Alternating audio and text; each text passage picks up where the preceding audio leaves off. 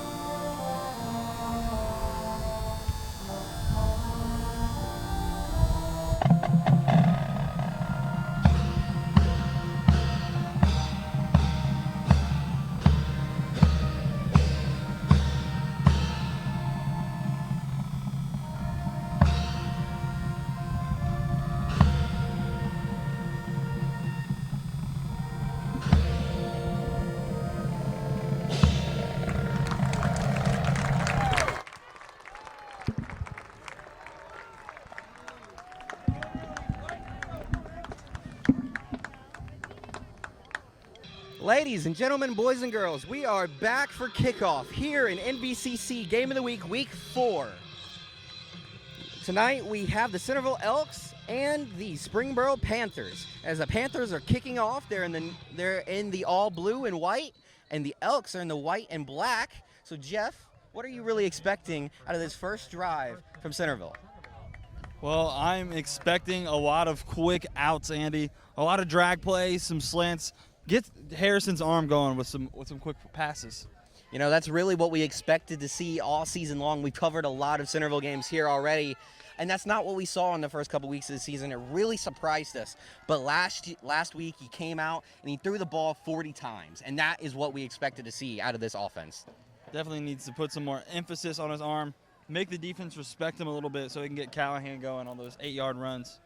Yep, Harrison is going to take the snap, quickly delivers this one to the outside. That one's Nick Mead, and Mead is going to get that one across the 31-yard line, and that's a first down on the very first play of the game. Yup, and that's exactly what we expect. Nick Mead, a guy they haven't really got involved a lot this season, but if they do, Andy, it can be very beneficial for their offense. They can establish a lot of different options. That's for sure, Jeff. You know, they've had 3 different wide receivers really have big games or big seasons so far with Matt Mercer, Will Jackson Linkhart, and Cam Akers. We expected 2 of those guys. Matt Mercer's a new guy breaking onto the scene. Harrison, he's throwing this one out deep, right over Nick Mead's hands. It looked like Mead wasn't sure what was going on, hesitated on the route, and the ball was just a hair over his head on that one. Yeah, but Andy, something the Panthers are always known for is having a very solid secondary, and they have done so again this year.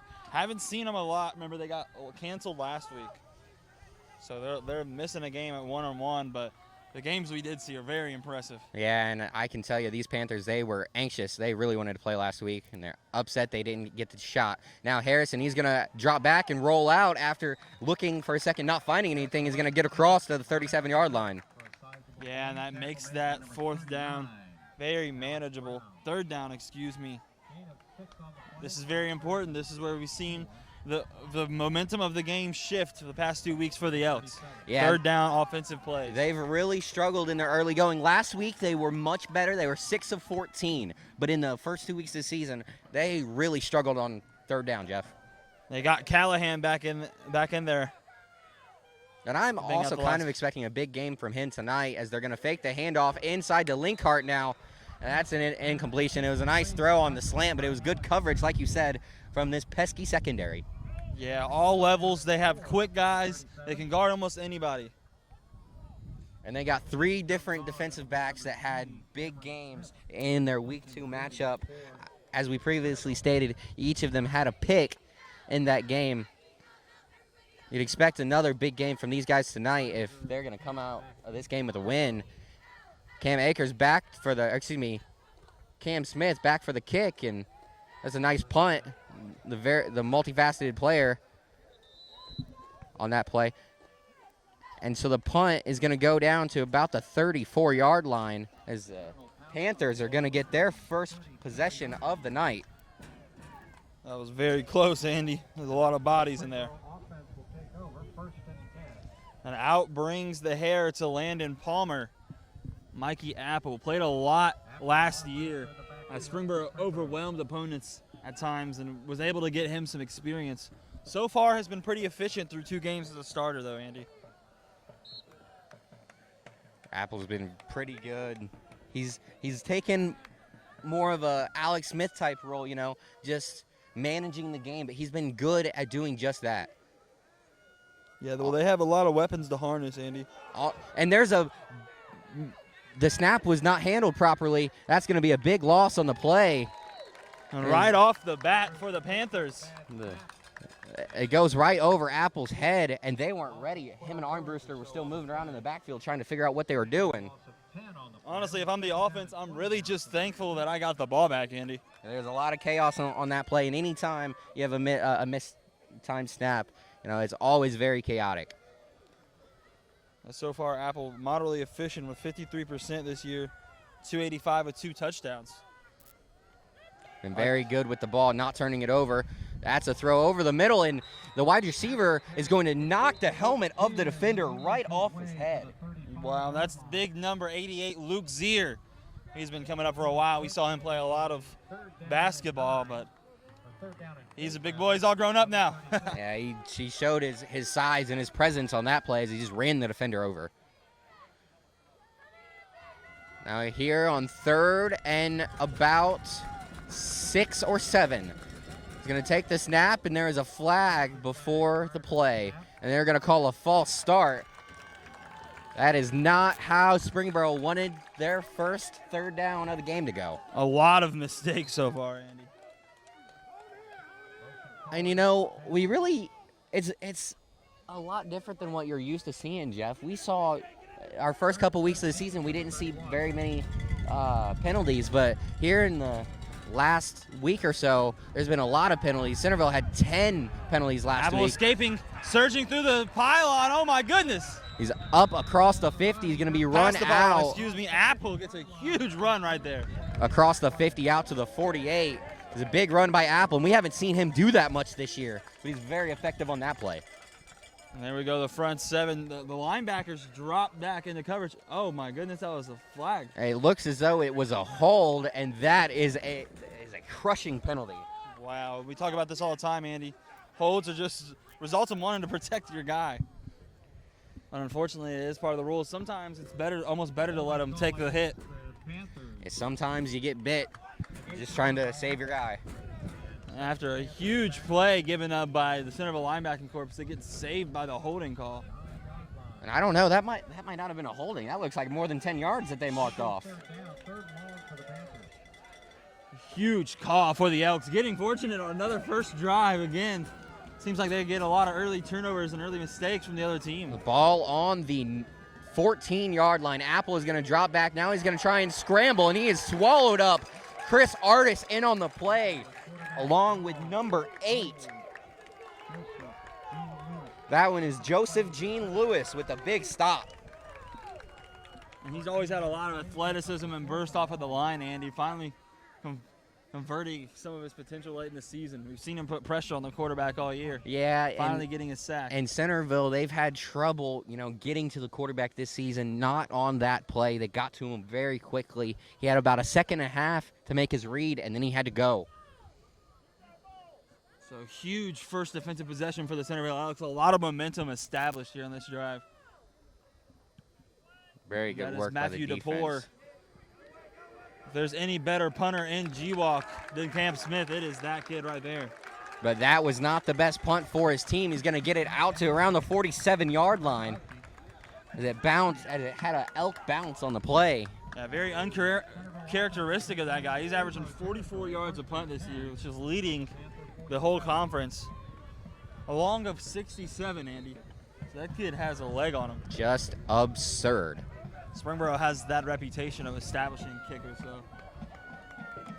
So now the Elks are back out for their second drive of the game. Harrison lined up, 3 wide receivers to the bottom, 1 to the top, and he has Callahan lined up behind him. Callahan surges forward, gonna pick up about 5. And he has been a great workhorse so far this season, Andy, taking over Bryce McMahon's role and establishing a role of his own.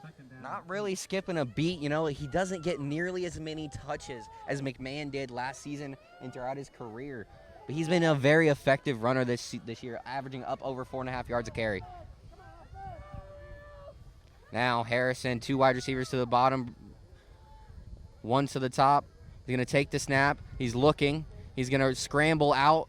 He's looking still. He's going to take this one. He's going to rush and pick up about 4 or 5 yards.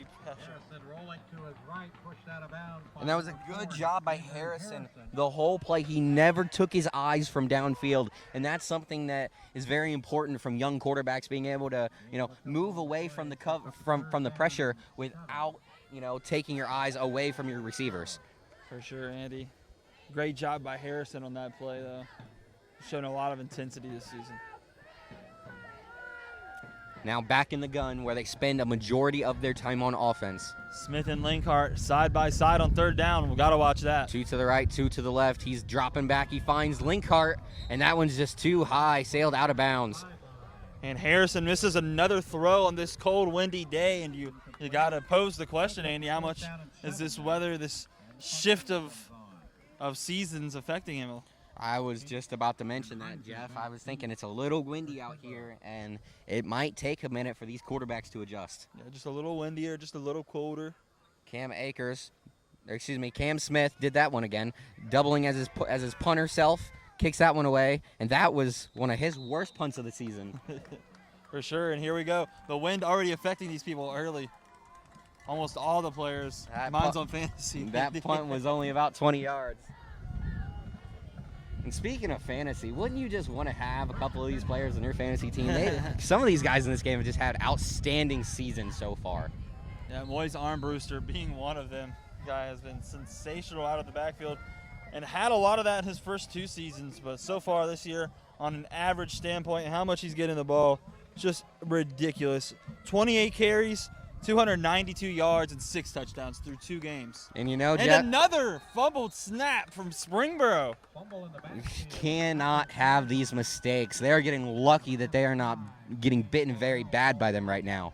Mistakes back and forth, Andy. If this is football, you cannot shy away from the elements. You definitely have to embrace them.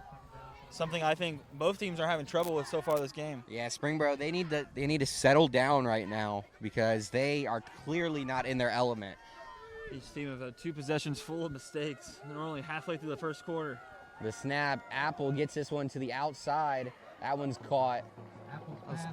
Khalil Trent, the leading receiver. Oh, excuse me, Connor Heiser, the second leading receiver. Has a He's little over 100 yards this season. had a pretty good season this year in the early going. Yeah, and it's hard to say that about these Springboro Panthers because they haven't played that 3rd game. It really makes a big difference. Gotta wonder how it's affected them. That's for sure, Jeff. Apple back to pass. He's going to throw it, and it gets tipped at the line. That one, I think it was Chris Artis, Jeff. And he's just a beast for the Elks. Big 6'2", 230 frame. Definitely affects every play.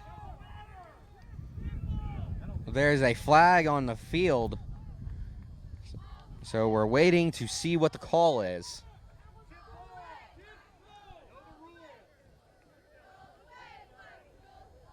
From what we're hearing from this sideline, you would think it was a defensive hold or what, or something.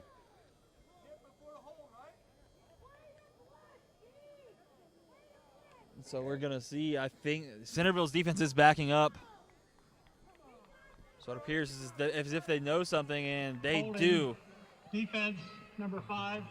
And they're going to 10 say yards. the defensive holding was First down. before the tip, Andy, but still doesn't take away from Chris Artis. And, you know, I really didn't see it. I'm not sure, but exactly, Jeff. Chris Artis, he's just a monster. Made a phenomenal play. Very good here early and very good this season for the Elks. So 3 receivers set. You got Zeer at the tight end. Armbruster behind Apple.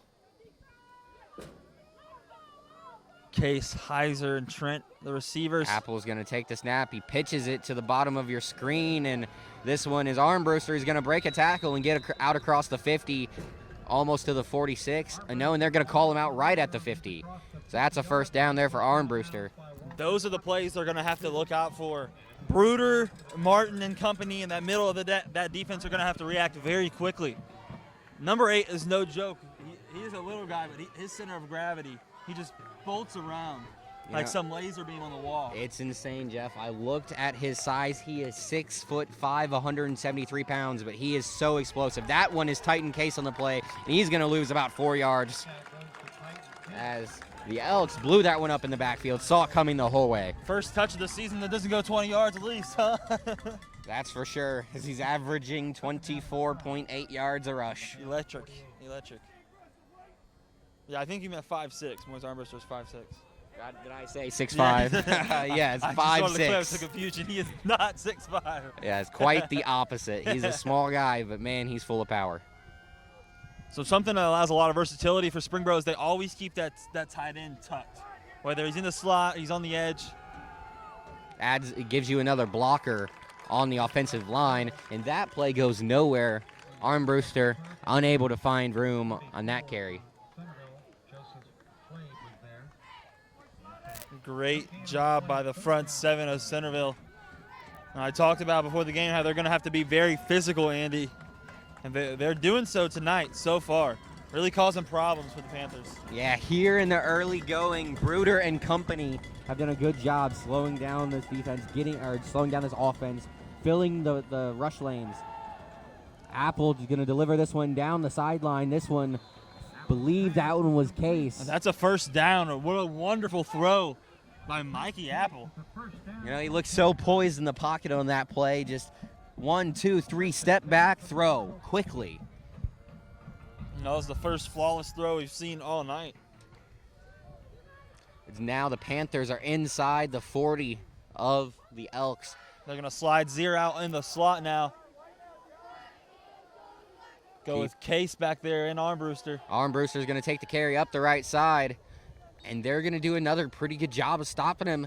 Looks like he's going to pick up 1 or 2. And you shouldn't be even worried about hating that guy. It's more about containment. If you can stop and stifle his space, they're going to be pretty successful at stopping these Panthers because Moise Armbruster is the motor of this offense. And that's the important part, like the open space. If you can close down his open running room and just congest his lanes, it's going to make it so much harder for him to be successful. They're going to take the snap. Apple fires to the outside. That one's down to the 30. That one is Khalil Trent on the grab. That puts him just over 200 receiving yards on the year. And he's had a pretty successful season so far this year, Jeff.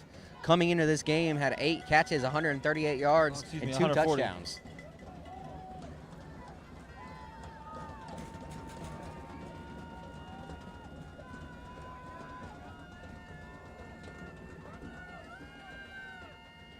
The Centerville sideline getting very pumped up. Yeah, it was a good job there by Apple trying to get the defense to jump off sides. It's 3rd down, and they're letting them know. Now Titan is... Armbruster up the middle, and he is a blur. That's a 30-yard touchdown for the Panthers, and that is what we expected to see coming into this game. These Panthers just gashing holes through the defense. And wow, that's what the Panthers offense can do. And you saw Centerville's sideline pumped up. All they had to do was blink, and it was a touchdown.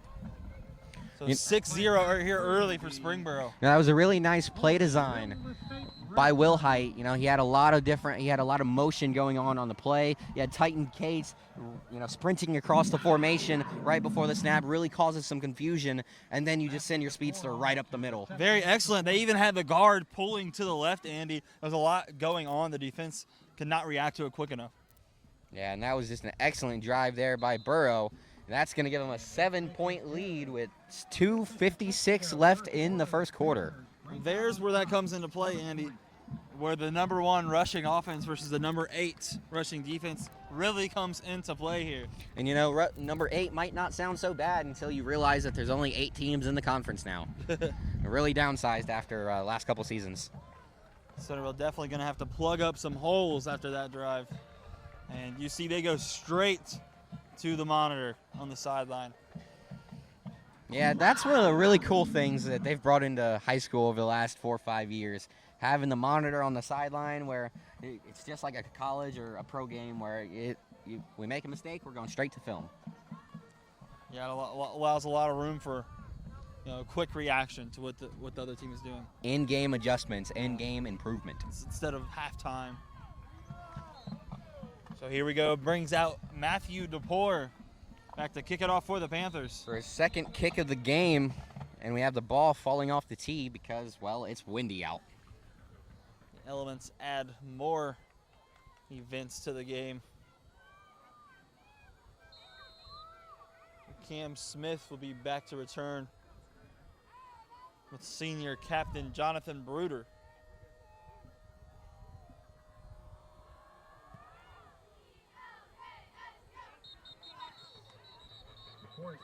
There's something cool about Springboro, Andy, is they have allowed for the student section to come back into the stadium.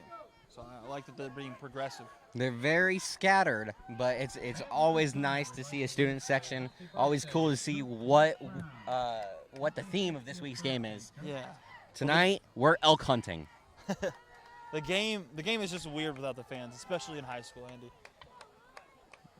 That's for sure, Jeff. It's great, like you said, to see him back in the stadium. Now we're going to hand off right up the middle to Callahan. He's going to get across the 25, mark him down at the 26. Right, Callahan up the middle, tackle made by number 89, Jason Spangler. So with 2nd and 4 on the play. Second down and 4. You got 2 wide receivers to the top of your screen, 2 to the bottom. Callahan in the backfield.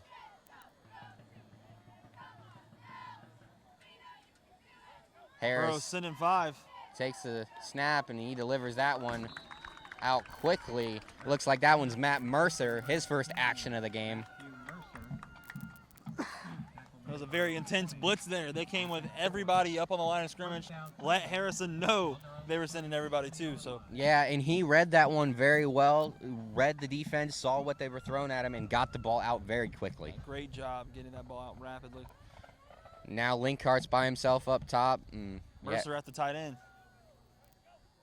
Going to take the snap. This one fires to Cam Akers. He's going to get across the 40, breaks a tackle. He's across the 50. Akers breaks another one, and he's out to the 40. Cam Smith breaking a huge 30-yard play. Paying too much attention to fantasy football right now, Too Jeff. much attention. Cam Smith. But anyways, it was a great play by Smith. Nice read by the quarterback to get the ball out of his hands quickly on the second straight play. This is Centerville's bread and butter. Brent already was so successful his first year using this exact system. And Harrison and Smith and Linkhart, they're just perfect for it.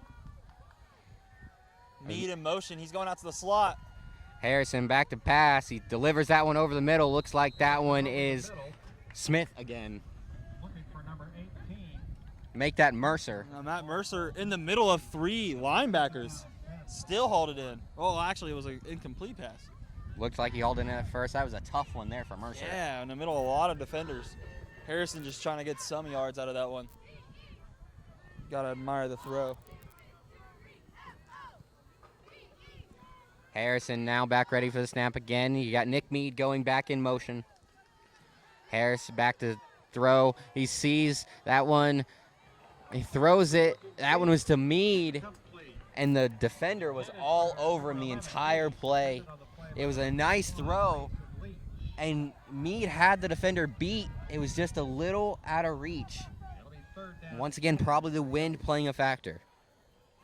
That was Mason Leach on the coverage. It's a 6'3" defensive back out there, Andy. Very athletic. He can play the linebacker spot, too.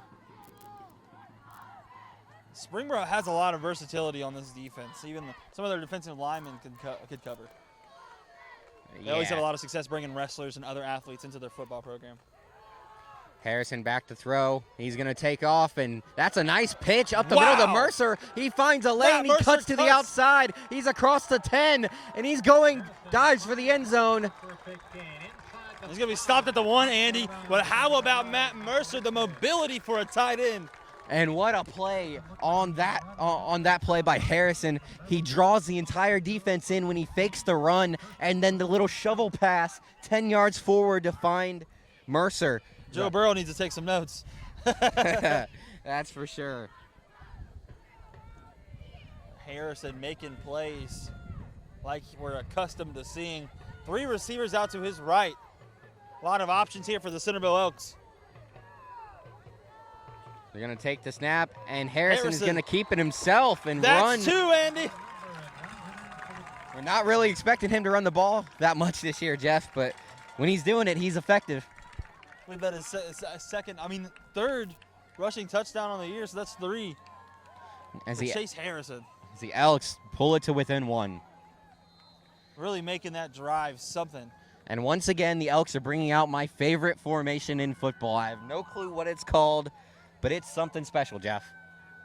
As you have Looks like they might actually run it. most of the line lined up to your left, and one guy lined up to the right. Harrison, he's looking to keep it. He's going to cut back, make a guy miss, diving for the end zone, and he's going to get the conversion. Harrison. What a move by the quarterback. And he took this game into his hands, Andy, on that drive.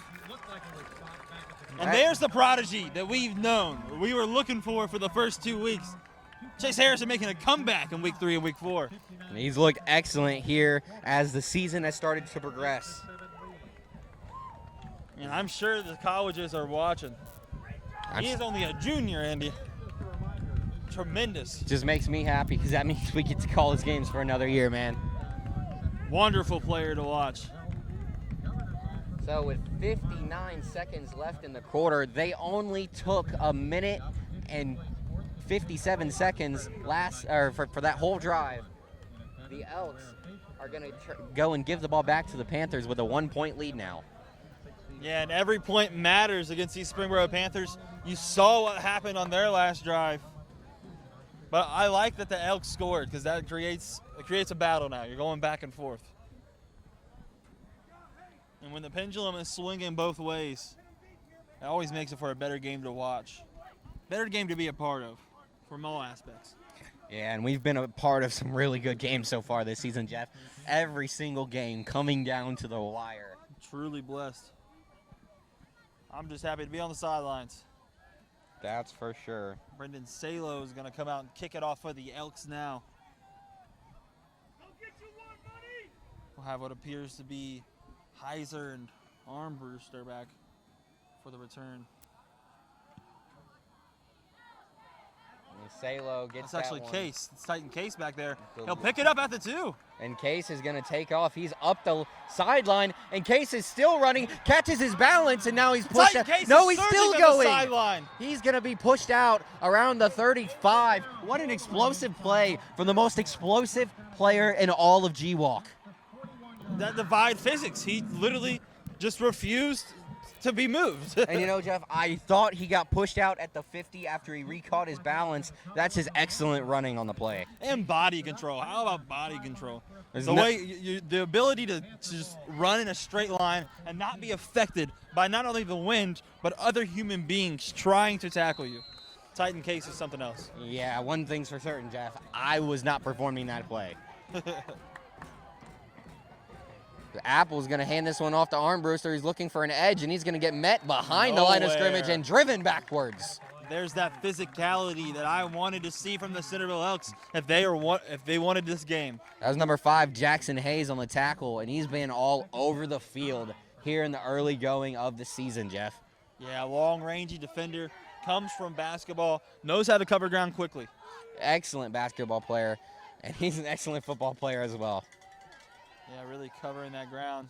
And Moise Armbruster, other than those 2 huge runs, Andy, has been neutralized through the game. Very impressed by the Elks front 7 so far. Yeah, normally when you watch him, he's a consistent 10 yards a rush type player. That one was to Trent, incomplete down the sideline. But most of the time when you see him run the ball, he, pick up 8, 9 a rush. But in this game, they've cut him back to only explosive plays, not having that every down, big gainer. So Apple taking instruction on an important 3rd and 9. The Centerville Elks have been through some battles. All 3 games this season, coming down to 1 possession. I think they're seasoned, though. So I think Springboro really needs to be careful here and enjoy every little possession. Yeah, the Elks, they're on the verge. They're teetering right now. That's a huge hit. Jonathan Bruder. And you heard the crowd demanding for him to hit someone before the game, and they get that. Exactly what they were asking for. Apple got absolutely absorbed on that play. Jonathan Bruder making a game-changing play at the end of the first quarter. So as these quarters change, the Elks will have the ball with a 1-point lead, Andy. And coming out surprising some people here at Centerville, playing really tough on both sides of the ball. Yeah, and that's something that they've really struggled, is getting into their game early, in the season. They've had issues getting and doing what they do best, what they want to do so far. But not here in this game. They're playing great defense, locking down Armbruster, doing the best they can, obviously. You're not going to stop a talent like that completely. Yeah. But they're doing a great job on him so far. Well, the Elks are playing battle-tested and resilient. And the Panthers are playing like someone whose game just got canceled last week. Yeah, you can definitely tell they're kind of a step slow right now. We really expected a lot of explosiveness coming out here in the early going, and we haven't seen it from the Panthers. So as the sun goes down and the breeze blow, the Springboro band brings us into this second quarter. 8-7, Elks up. They will be getting the ball from a DePore punt. Elks not even sending anybody back to receive. So just counting on a touchback here. The snap, the kick. And he that's squibs it. A low bouncer. That one, a nice punt. That one's going to go out at the 14-yard line. And that's a pretty great change of field position from Matthew DePore. Instead of just giving in to Centerville's non-return, the touchback expecting return like defense. You angle, you do a directional kick, and you're able to put them back, pin them back deep in their own field, in their own end of the field. So we'll see how the Elks adjust to it, getting just a little bit chilly. You can feel the sun going down behind the school. That's for sure, Jeff. It's 63 degrees here in Springboro. As the ball goes up the middle, Mercer on the play. He has emerged as a new force the past 2 weeks, Andy, really being a go-to in the middle of the field. He had 7 catches for about 73 yards and 2 touchdowns last week. He was huge, man. Callahan coming in for Meade here on the second down play. Definitely look for a run up the middle, soften him up a little bit, sit down on third and set up a third and manageable. Harrison prepares for the snap, and he takes it. He's looking. He finds Will Jackson Linkhart. That's his first catch of the game. Over the middle. He's a pickup. He's going to get the ball down to the 29. And Harrison runs some of the smoothest play action in this entire conference. The way he does read options and the way he fakes the run, it makes a difference. And you saw the lane he opened up on that slant. His movements are so fluid. It's so hard for the defense to tell what exactly he's trying to do each play. This time he's going to hand it off to Callahan, and there's not much room there on that play. Yeah, he goes into a blue abyss.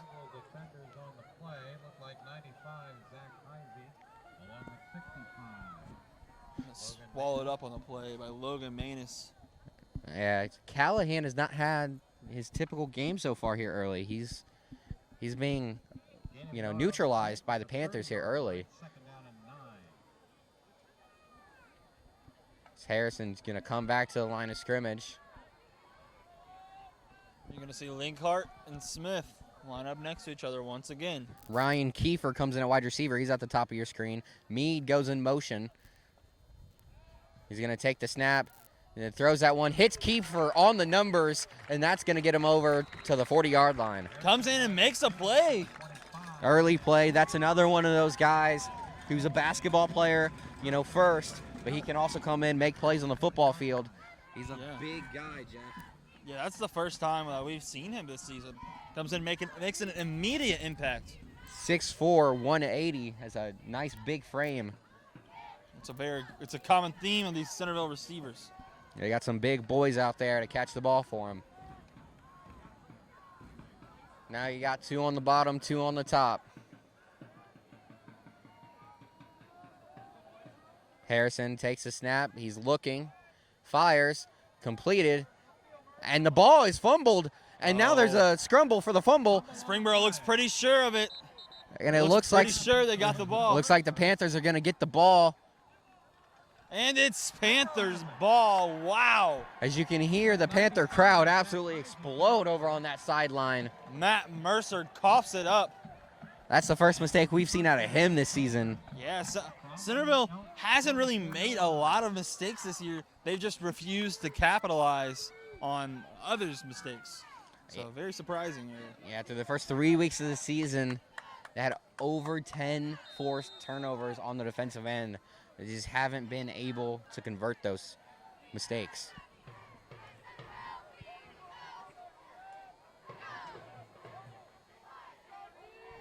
Now brings Apple. Apple takes the snap. He's going to throw that one. It's Titan Case. Case makes a guy miss, and he's over across the 40-yard line. Gains about 3 there. Good little rhythm play, though, getting it to one of their playmakers. It'll be 2nd down and 6 from the 40. There's a nice pickup on the play. Nice little screen. So 3 trips to the top of your screen. It's going to be 2nd and 6. Trent is isolated at the bottom. Going to take the snap. That one goes to Armbruster. He's going to do a stutter step, get across the line of scrimmage, and pick up about 2 after that. Joseph John Lewis. 3 on the play, tackled by Jason Payne. It'll be 3rd down and 4 for the 3rd and 4. It's another big 3rd down. And Apple, in case have just switched positions. Titan Case is at quarterback. This is going to be interesting. Case who just takes off with it, never And looking to do anything but run. That's a first down. He's going to get across the 35. He's still fighting across the 30, and this guy just doesn't want to go down. Titan Case showing his tenacity once again this week. He's going to get down to the 27-yard line on that play. That was a huge conversion, and Springboro's been drawing that one up. Just a playmaker in every sense of the word, Jeff. 10 from the 28. Still feeling resilience from that Centerville front seven, should I say front six, with this formation ran by Springboro. So the ball is on the 28. Apple is taking instruction from his sideline. Now Armbruster's going to step up beside him. He pitches it over to Armbruster. Armbruster's looking for a cutback lane, makes the guy miss, and now he's going to get swallowed. I think that's going to be a hold, Andy. And yes, they immediately make the call. That's a hold on the Panthers. They're going to have to march back about 10 yards on that one. Yeah, they were trying to create room for Armbruster, but here again, you see the intensity of this Elks defense. They've come to this game prepared this week. 76 remains first down. That's a big mistake here in this game. 7:36 here left in the first half. We got a 1-point game. Elks up 8-7. 1st and 20. Let's see what this explosive Panthers offense can do. And we expected a high-scoring game, and we have not gotten that so far, Jeff. Apple's back to pass. He's looking. He fires deep. He's got Case wide open. You may have he spoke catches too it, soon, and that's Andy. a touchdown, Jeff. That's Case in the end zone. Number 7 on the year through 3 games. That's a huge play there by Case. Just absolute impressive route. He blew by his defender, and it was a great throw by Apple. Perfect, right on Hit cue. him on the numbers, right in the hands, as he's striding across the goal line. Yeah, that's something we really don't appreciate in high school football is the long ball. The touch on that long ball is just beautiful. It takes a lot of work to throw a perfect ball when 4 grown men practically are surging at you. That's for sure, Jeff. The kick is up, and it is good. It's a 14-8 game. The Panthers have the lead, and, you know, after the Bengals lost to the Chargers on Sunday, Joe Burrow said that he missed a couple of throws, and he thinks that the average high schooler could have made. And I'll tell you what, that high schooler right there, Apple, could have made that throw. I don't know about the average high schooler, though. That's a tough throw. He hit him right on the numbers. Yeah, especially for a guy who's thrown 55% through 2 games. So you don't really see that, but Apple has been up and down, but when he is up, he is at the top. That's for sure, Jeff.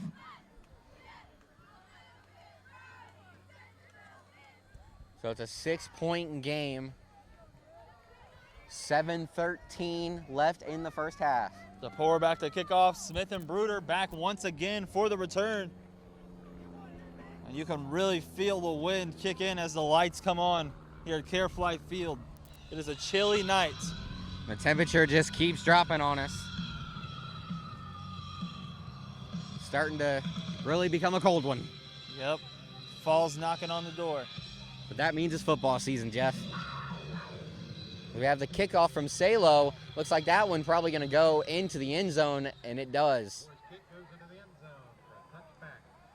It'll be 1st and 10. So Harrison once again coming out. And a huge mistake last time. Ended up in 7. Yeah, Matt Mercer definitely got to be better with the ball in his hands. Centerville still in their huddle. Now the offense is going to march out, prepared to come out and try and retake the lead. Coming out in their usual 4 receivers set. 2 to each side, and Callahan in his place next to Harrison. Harrison is going to take the snap. He looks. That one to Cam Smith on the double move. That's a hold. And they're going to throw the flag. That one on number 39.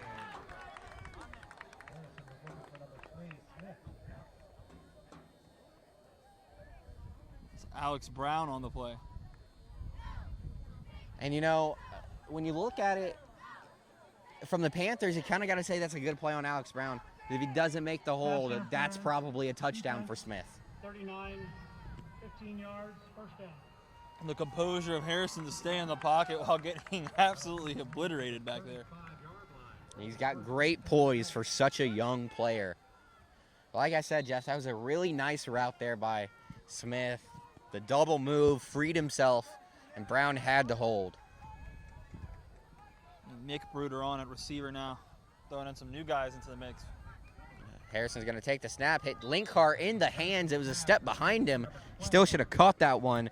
Regardless, it's going to be 3rd down. Make that 2nd down.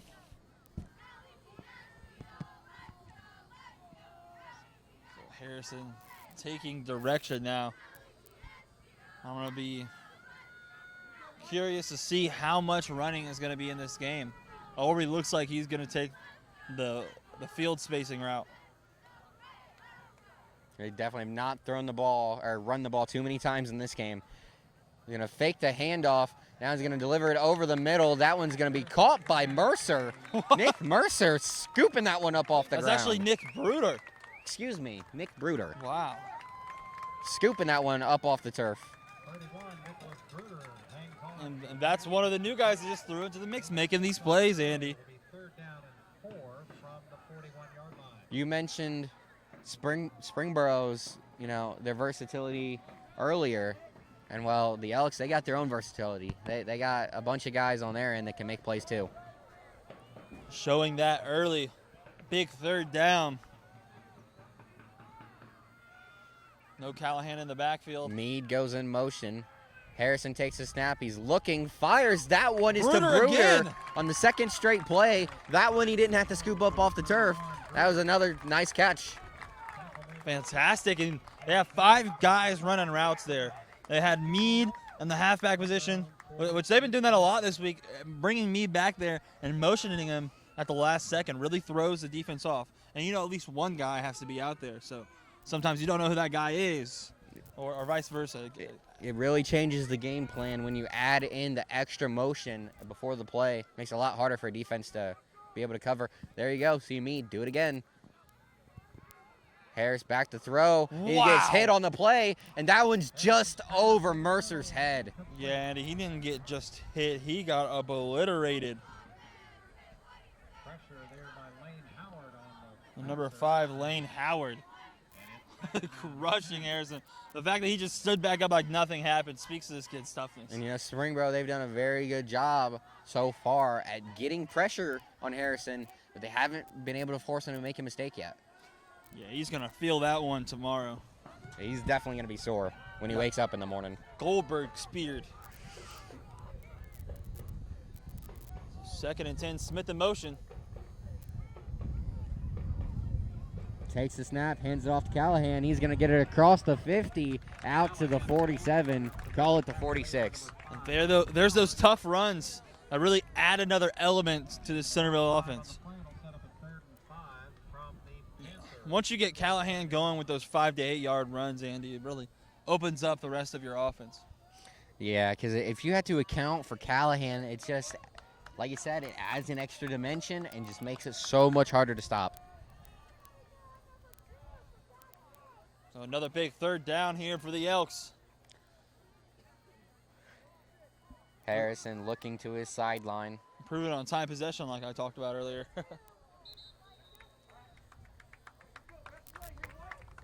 And there's calling a timeout. I didn't see which sideline made the call. Timeout. It was Centerville. the Elks. It's their first. So yeah, the Elks take a timeout with just under 5 remaining in the half. 4:55 to go, 2nd quarter. Centerville calls a timeout. There's a play right now that they are hand picking. It's a huge 3rd down. Possibly be the biggest play of the entire drive. That's for sure, Jeff. You definitely got to think that they got a special one hidden away for these situations in the game. Especially someone like Ulrey, who's been around football his entire life, is a wide receiver. You're going to know what you're going to. Yeah. And, if you got to wonder why he has so many stud wide receivers on this team, you just called it. He's a wide receiver. He played the position when he was in school He knows exactly what he's doing. Yeah, understands the development. Harrison now prepared to take the snap. He will take it, and he throws that one. That hits Nick Bruder again. Big play, and Bruder's had a huge impact here on this drive. Centerville's hero so far through this game. 3rd catch on the drive.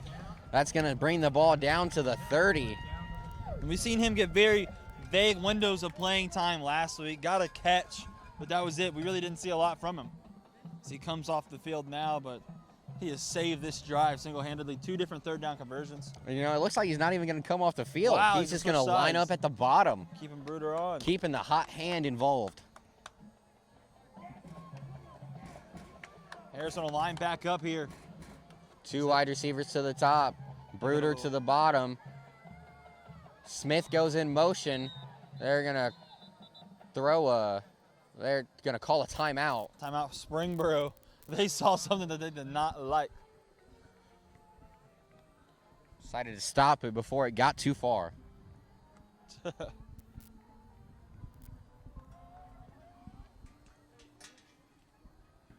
Looks like almost some confusion on the field. So keeping them on for this timeout.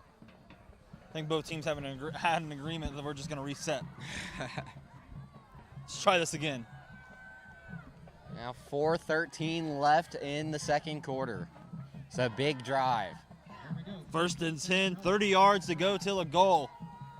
14-8, Centerville's trailing. Smith in motion.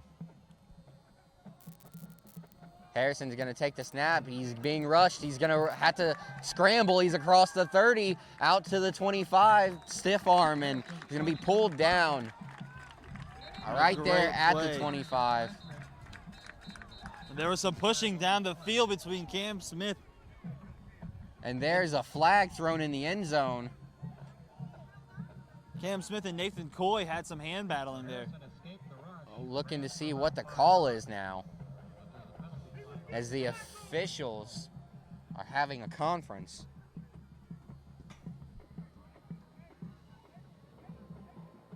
We'll see what the call is here, Andy. Centerville does not look happy about whatever's happening. And it's going to be on the Elks. Wow. And it is. I didn't see what happened. All I know is I looked down there and Cam Smith After the play, was standing over someone. Personal foul. Offense number 3. It's 2nd down. So such a brutal penalty after what was really a great scramble by Chase Harrison. What an impactful play. Moving you back a whole 20 yards because you don't get the 5 you picked up on the play, and then the awful penalty. That's really could be a drive killer. As now you have 2nd and 20 for the Elks, lined up at the 40.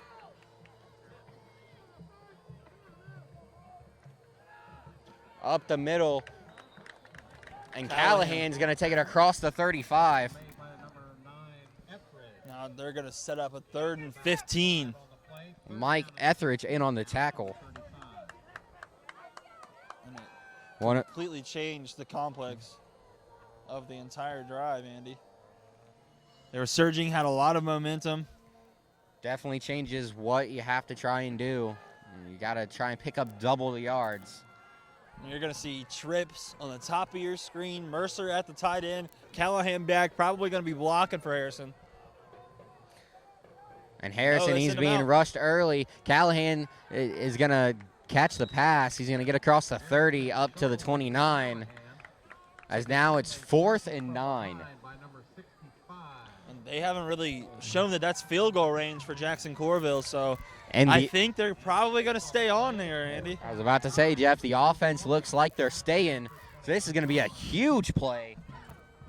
Under 3 remaining.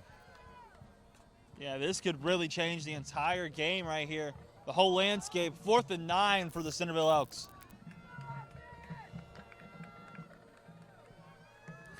We got 2 wide receivers to the top. It's Jackson Linkhart and Cam Smith. He's got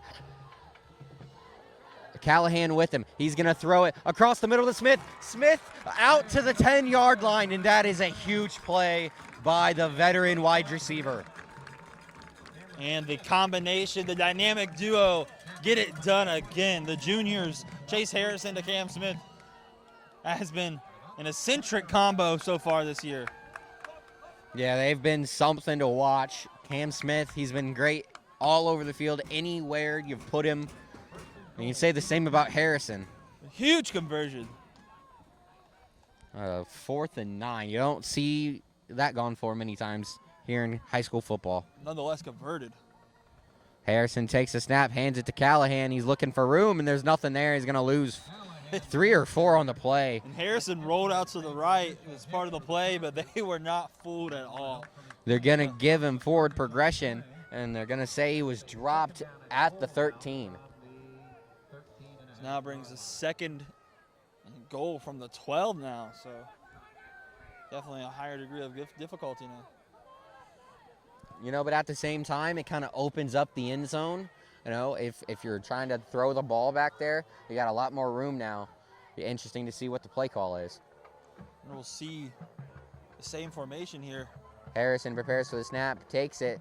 He's going to keep it. He's going to try and run, and there's nowhere to go on that play. He's going to lose, or pick up about 1 on the play. This is shades of the first 2 weeks of Centerville offense. This is exactly what they did on those long 2nd and 3rd down plays. Tried to almost pound it down the middle. Really not. It really gets outside of their identity, Andy. Yeah, that's not really what they're good at. So you got to try and stay to your game plan. You know, do what you do best. Yeah, very questionable. Use those outside playmakers. Very big boys on the outside, made for the red zone. They're first. There was a time where big receivers were only red zone threats in the NFL. So these guys are super athletic at that. Especially for the high school level. Yeah. I mean, these guys are just absurd athletes. Definitely have to utilize all your weapons here if you're the Centerville Elks. There's nice clock management, though, by Centerville, as there's only 58 seconds on the clock. Yeah. They were able to make it down to this pivotal 3rd down and probably won't even allow Springboro another chance. And, you know, you can, with how much time is left on the clock, it puts you in a really good situation because you can go over the middle of the field. You don't have to worry about being brought down in bounds, you know. You'd still have plenty of time to get back up to the line and make a call.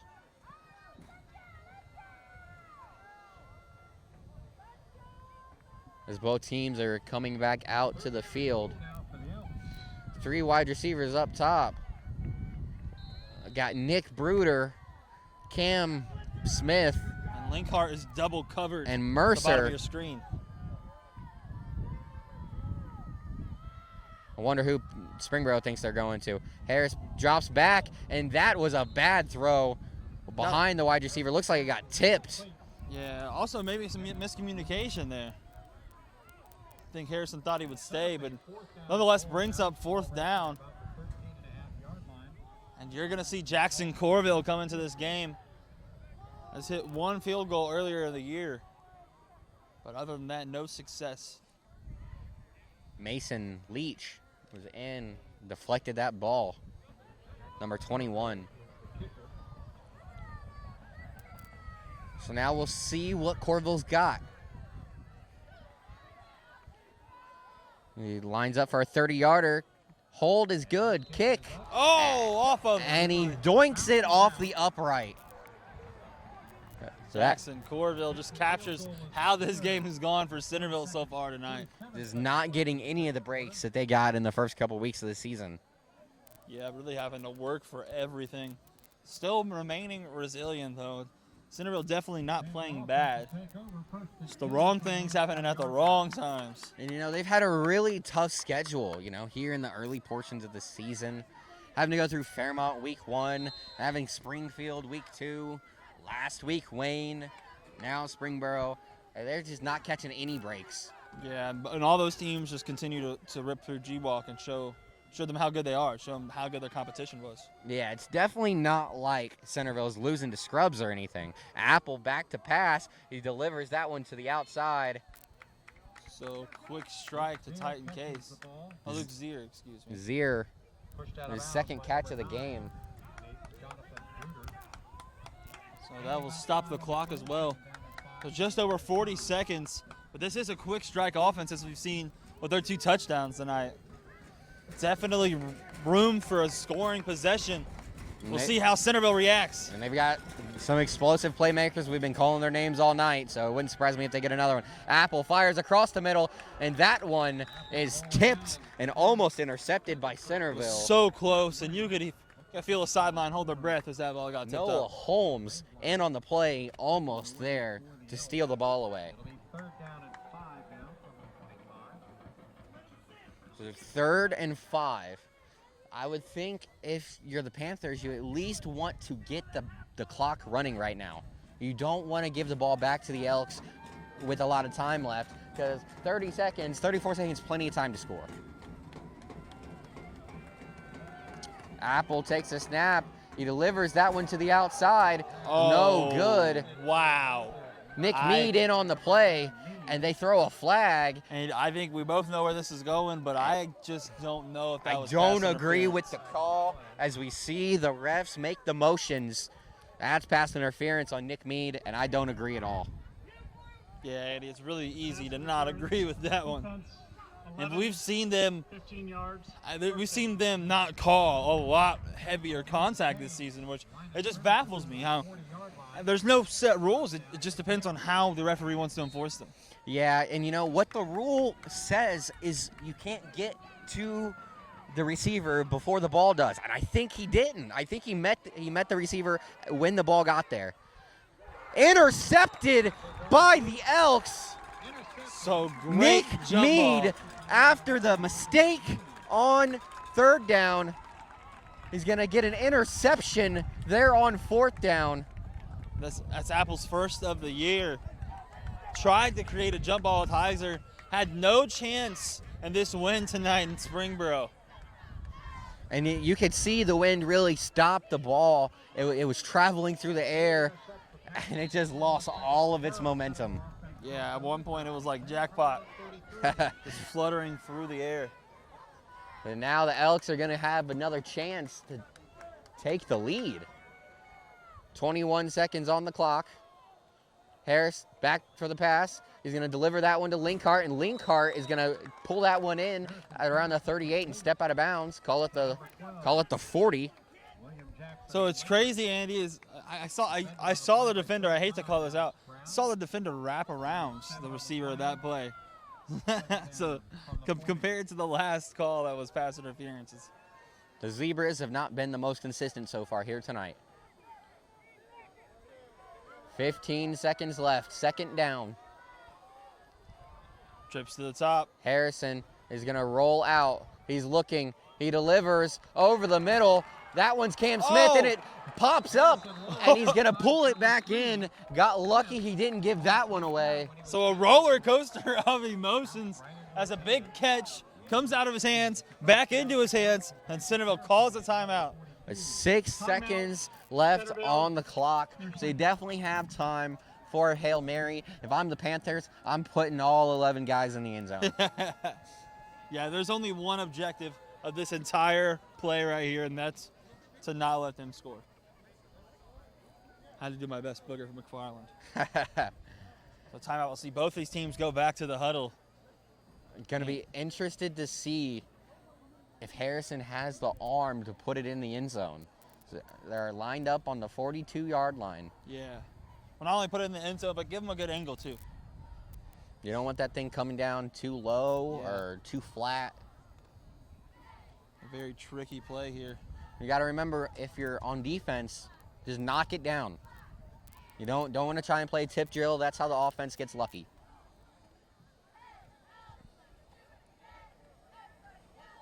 The Elks coming back out for what is probably the final play of the half. And Springboro coming out in punt return formation. They got 3 guys lined up at the 15, and they're going to have a couple more guys go back and join them. Just like you said, Andy. Lined up now 4 guys inside the 15. It's going to be a definition of a jump ball here. Smith goes in motion, and they're going to throw that one out quickly Oh, wow. to And that Mercer. They're going to call not only up. is that a penalty, but that reveals what they were going to do. So now their game plan on that one is kind of out there. That one hurts if you're Centerville, because it looked like they were going to try and pull off one of the lateral plays. You know, have all those wide receivers out there tossing the ball back and forth, trying to make a play. And like you said, they just kind of gave away their hand on the penalty. So 6 seconds here. No doubt the last play of the half. Springboro spread out. Ball's on the 47. 1st and 15. Harrison is looking for somewhere He to gets go. immediately sacked. Absorbed there on the play, and that's going to do it for the first half of our MVCC Game of the Week, Week 4. We will be back after halftime. You can access MVCC from your Roku.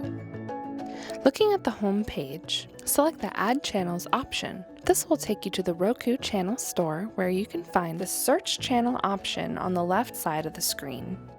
Enter in the word Screenweave and the Cablecast icon will pop up. This is a free channel, and it is where you will find different PEG access programming, including MVCCs. Once you add the channel, you can find it on your home screen with all of your other favorites. Inside Screenweave, you will find the Miami Valley Communications Council, among other access channels. Browse through pre-recorded council meetings or check out what is happening in any of our 4 MVCC channel streams.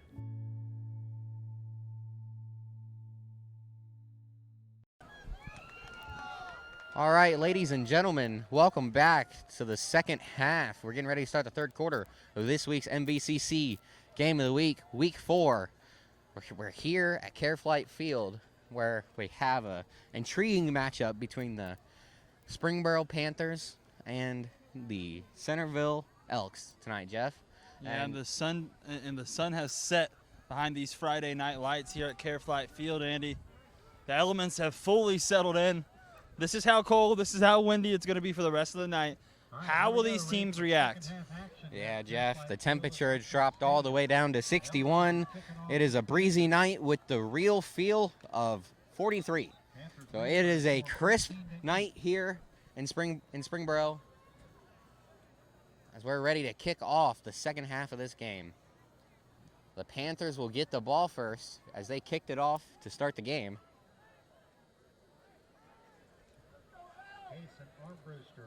And just a heads up, if anyone was wondering, in our other MVCC Game of the Week, Week 4, we have Miamisburg and Fairmont, and Fairmont is up 14-7 right now at halftime over the Vikings.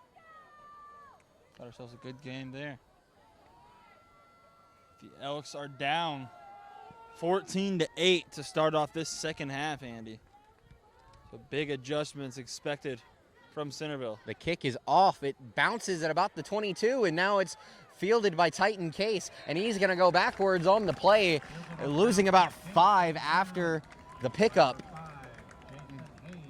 Great special teams play by Jason Hayes. Number 5 coming up big once again for this Centerville defense. Yeah, and when Case went to go and field that ball, he had trouble handling it. Ran by it, almost left it on the ground, had to turn around, pick it back up, and that's why he lost the 5 yards. And out comes Mikey Apple, against Centerville. And that's Springboro's senior quarterback. Had an up and down half. That's for sure, Jeff, but he had a very impressive throw to give Springboro the lead. Hit Titan Case on a wide open route down the seam. This one is a handoff to Armbruster. He's going to get past the 20, past the 25. Space, now he's out across the 40, and it's a foot race. Armbruster, he's not going to be, he is going to be caught and pulled down inside the 20-yard line. It looked like he was going to get away on that one. He's a speedster. And you couldn't even see his little legs move, Andy. He is such a lightning-type player. Tyreek Hill is what I see. Wow, and he just got a little bit of space. They blocked the second level just a little bit. This one is going to get to Titan Case. That's another screen play, and Case is going to get it down near the 10. This is a quick start here to the second half for the Panthers. Apple hands off up the middle. Armbruster, wow. He's going to take it across the 5 down to the 1, and he almost got inside the end zone on that play. Ferocious run. I don't know who talked to this kid at halftime, but he is coming out moving in a different demeanor. A different type of player here early in the half, Jeff. This one quickly, they're going to throw that one outside the case. It was a screen, and he's going to get back to the line of scrimmage, but that's about it. That was a very close play, but good read by Nick Mead and Matthew Graveling. It's going to be 2nd and goal from the 1. I anticipate Armbruster, them to try to feel him out. I think they're going to run it in the middle, see what they can get. This And one, Titan Case is going to take the direct snap, and he's going to run to his right side, get into the end zone. He's going to extend that lead, make it a 20-8 game. And Andy, that is his 8th touchdown in 2.5 games. Titan Case is on an absolute tear this season, trying to make his senior season his best. And It's only 6 games, 5 games for him. you know, when he gets the ball in his hands, he's just so hard to stop. Such an electric player. Case going in the Wildcat for those short formations, and it really works for the Panthers. He's like Taysom Hill if the Chiefs, or excuse me, if the Saints lined him up at wide receiver more, you know. So that's the 3rd score of the game, 3rd extra point of the game for Matthew DePore, 21-8. But these Panthers going up early in the second half. So the landscape of this game changes yet again, and not in the Elks' favor. That's for sure, Jeff. That drive only took a minute and 25 seconds. They flew down the field. Schedule an appointment online, find a provider, or check wait times. Visit premierhealth.com. So DePore will come out for the kickoff. Britter and Smith back once again. Centerville looks to scramble something up. Yeah, they came out here to start the second half and got punched right in the mouth. Yeah, it looks like whatever happened at the half, their defense doesn't look as sharp. They were not covering space as well. And, you know, maybe that is just the Panthers' offensive line finally getting into a groove and getting the openings for their playmakers. Definitely a possibility. So that kick is going to go deep into the end zone and bounce out of the back. It'll be a 1st and 10 for Centerville at the 20. And the little people that are here for Centerville will try to get them pumped up for this drive. As a score is a necessity here. I'm not going to rely on you getting a stop on this Panthers offense. You have to score here. Yeah, and the Elks, they've been pretty efficient on 4th down. So if it's going to take you all 4 downs to pick up the 1st down on this drive, you have to do it. You don't really have an option right now. Smith in motion. Handoff, fakes the handoff, and that one, there was a miscue on the play. Had 2 wide receivers in the same spot, and the pass goes off Mercer's hands. Yet another mistake from this Centerville offense. And you got to give Harrison some help. He has been he's trying to muster up something on the offensive side. And that drive was mostly due in part to him. He had that big fake run shuffle pass. He had that huge touchdown run. He had the 2-point conversion. Someone needs to help him out. Yeah, he's been doing it all here for the Elks. Mean in motion, 5 receivers. Harrison drops back to pass. He's looking. He scrambles. He has time. He launches that one deep. And that one's going to go to Cam Smith, but he steps out of bounds before he's able to pull it in. And that's just been a lot of Harrison's throws here this season, just being off by maybe half a step. It'll be 3rd down and 10. Slightly out. Does make a lot of good throws, but just a few, you know, it makes you realize that he's still a high scorer sometimes. But other times it's very hard to remember that. Yeah, he's been pretty good here tonight. Harrison is going to take the snap. Back to pass, throws this one quickly out to Mercer. He's going to get the ball and down to the 22. Case excelling in another aspect of the game. This kid is everywhere tonight. He will be in Centerville's nightmares. And the Elks, another drive fizzles out right at the 20.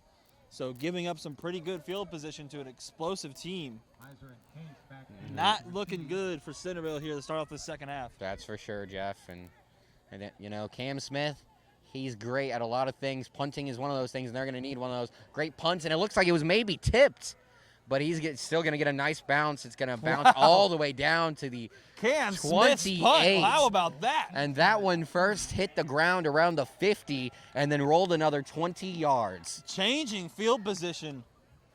in a huge way. Yeah. Panthers from their own 27 That might be his high punt of the year.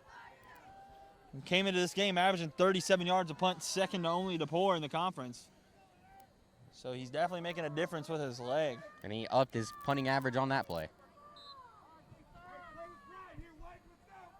So at the 27-yard line, Springboro was started out. Scored from around the same area last time with Armbruster busted open. You're just going to have to keep an eye on number 8. I'm content with letting Apple win this game with his arm at this point. Yeah, you just got to try and stop Armbruster. So explosive. What a throw, That one Mikey Apple. over the middle. Who else but Titan Case? He's been huge in this one. Apple throws off of his back foot to the right, crosses his body. That's another one of those pro throws. Makes you almost forget the interception earlier. Yeah, he's been real good here tonight, Jeff. You know, he hasn't taken over the game or anything, but he's managing it very well.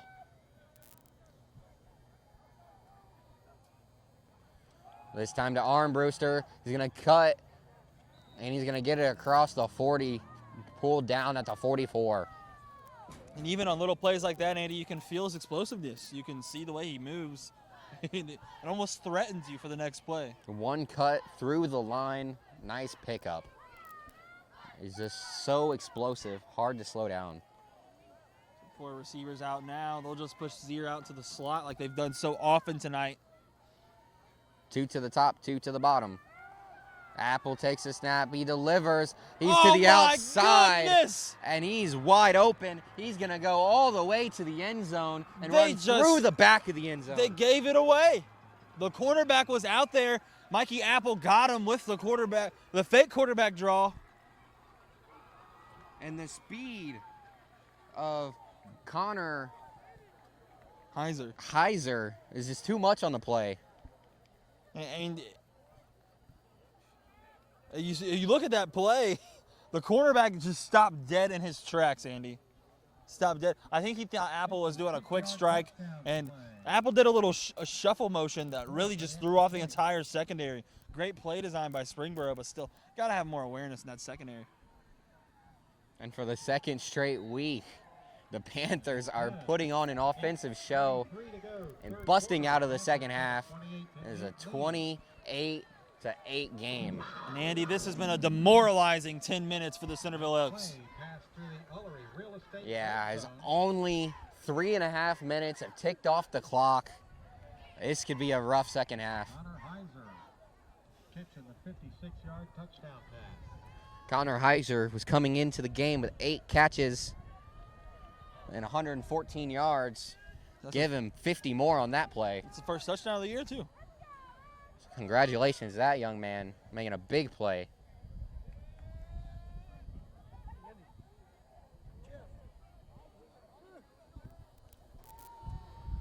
Now ready for the kick.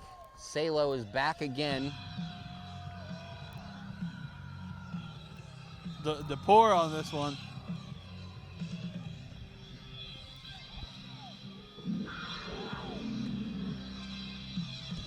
So week 4 continues. Launches that one into the end zone. So the Elks will come back out onto the field. So this looks like the most lopsided point in any game we've had all season, Andy. We really haven't had a lot of this so far in MVCC. Took game of the week number 4. That's how you know it's a good season. But Centerville's still a team with potential to come back at any time. They have that potential. Yeah, they have a lot of firepower on offense. They just have to get on the same page. That's the problem. We shouldn't be saying the word potential. That's for sure. Now Harris, his team down 20 points. He's going to try and mount a comeback.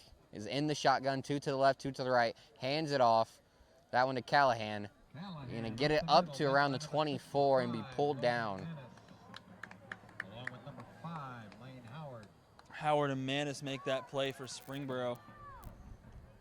Gain of 4 on the play, second down and 6. Panthers have been stingy on the one drive Centerville had so far, so we'll see what they give up this drive. And you know, Jeff, I've really been surprised this season by the lack of effectiveness from Will Jackson Linkhart. He's such a good player, but they really have struggled to get him involved in here early in the season. Rolls out to the right, delivers it to Meade. And that's almost to the first down mark. They're going to call it short, though, by 1 yard. So, big 3rd and 1. Here we go. The story of the Elks season so far, Andy, these little third down conversions. Taking advantage of what the defense will give you. Yeah, and I kind of just expect a quarterback keeper here by Harris. You know, they've had issues in all different facets of the game so far. But when he's kept the ball, he's normally been able to find some room. He's going to do just that. He's going to keep it himself. And I don't think he found any room on that one. They're going to give him the 31. For a first down. So they renew the downs here. There was no room. There was no hole on the play, but the toughness of the offensive line able to forge forward for about 2 yards. Yeah, that was just sheer force there. So Centerville trying to change the tides of this game here. They can do so with a score here, but they absolutely need a score urgently. 6:48 on the clock and ticking. This game has been slipping from their grips the second half. Harrison takes the snap. He's back. He's looking, delivers that one over the middle of the field. Hits Cam Smith. It was behind him, but it doesn't matter because he's just a playmaker, and he's making all sorts of them this season. Yeah, he's a walking, talking big play, Andy, and that's my player to watch. That's why, right there. He has the speed to get separation, the athleticism to leap up there, and the skill to haul it in. And you talk about the athleticism. He had to stick both of his hands behind his head to haul that one in. What a play. So trips to the top of your screen here for Centerville, getting a little momentum going with 6 minutes in this third quarter. Harrison takes a snap, hands it off to Callahan, who finds a hole for one of the few times in this game. That's a first down, pickup of 11. And once he starts rumbling, you know Centerville's going to get pumped up. There's something Bryce Callahan does to this crowd. Yeah, they really got to get him going. He's such an efficient runner. You can feel the momentum starting to shift towards the Centerville Elks. 3 wide receivers to the top, 1 to the bottom.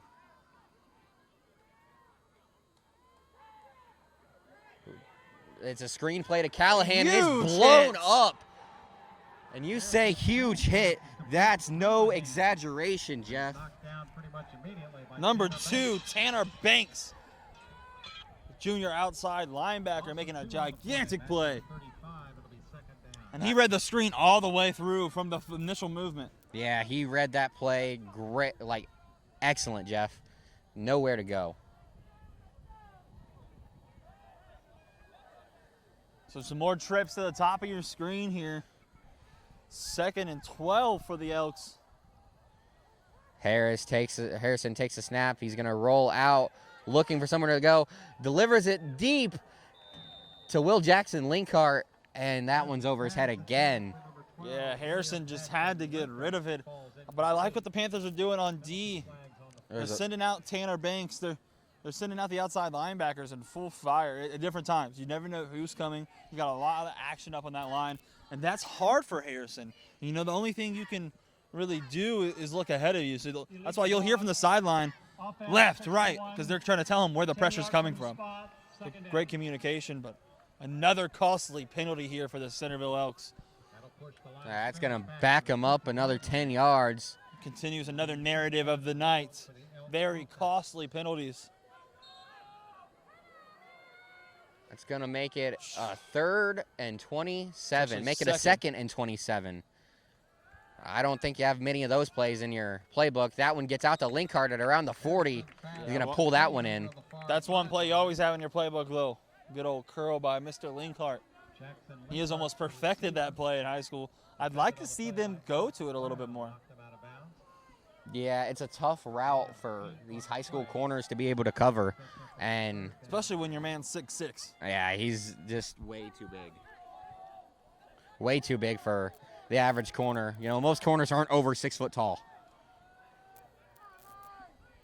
Harris back for the snap. He takes it. He's ready to throw. He launches it over the middle of the field. That one is behind his wide receiver. An errant throw by Chase Harrison. Smith on the play, trying to haul that one in. They could have majorly shifted some field position there and possibly could have mustered up 4th down conversion attempt, but instead you'll see the Iron Boot Cam Smith come out here. And he has been excellent from punting. I haven't seen a situation he couldn't handle so far this season from the punting area. Yeah, and this is one of those situations, Jeff, where like we saw the Panthers do in the first half, you got to hope Cam Smith can hit a directional punt. That one was almost taken by the defense the other direction. It's going to be fair caught at the 10. Kaiser with the fair catch. So that brings out the Panthers.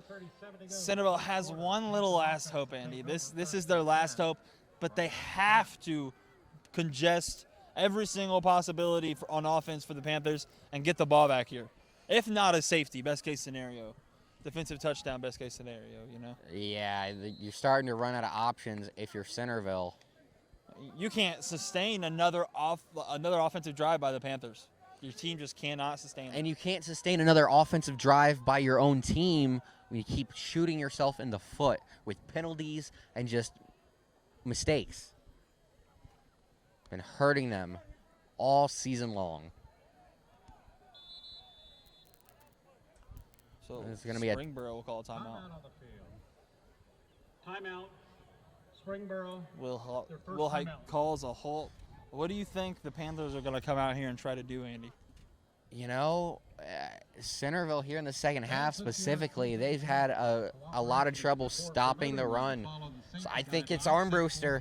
You just be like, hey, little guy, we got a bunch of big offensive linemen here ready to protect you. We're just giving it to you. You're doing your job. Do work, young kid. Yeah, and they've had a lot of success on the stretch plays and the power plays, bringing that guard out to block in the lead spot. But Armbruster all around in every asset of the running game. He just owns it.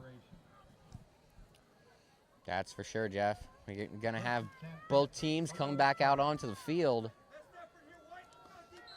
Number 8 has 7 touchdowns and over 400 total yards through 3 games. 1st and 10 from the 10. Apple's going to drop back to pass. No, Armbruster's going to take it. And he fooled me a couple times this game, too. These guys are getting good. Yeah, Armbruster, he's going to pick up 2 on the play. Going to bring up a 2nd and 8. Clock is ticking. 4 minutes and 20 seconds left. And that's a good start for Centerville.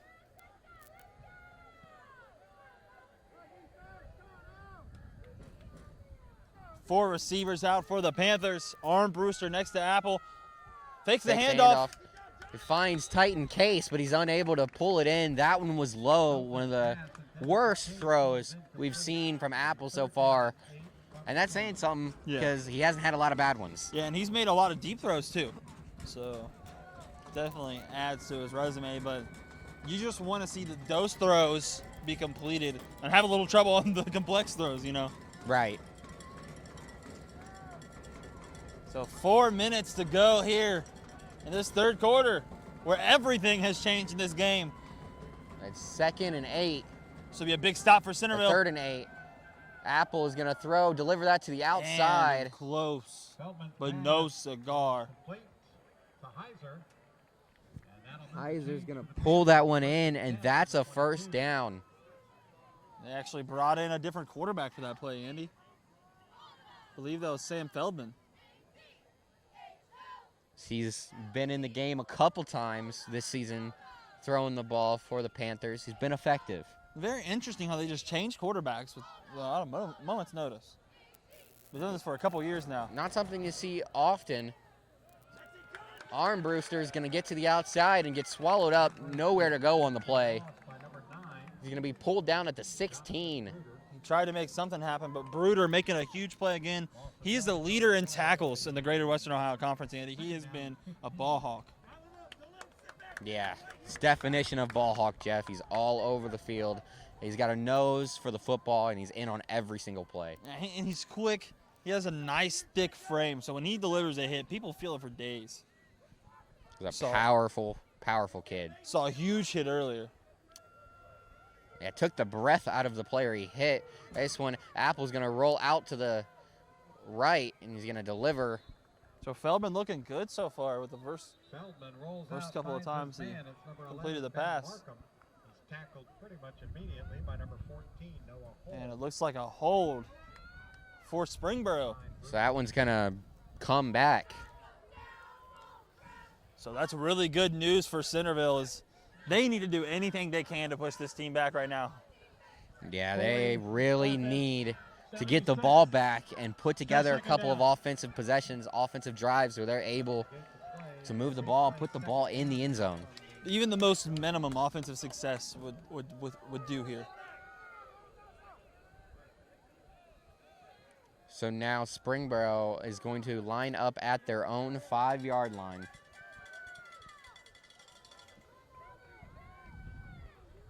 They are all backed up. Centerville has them exactly where they want him.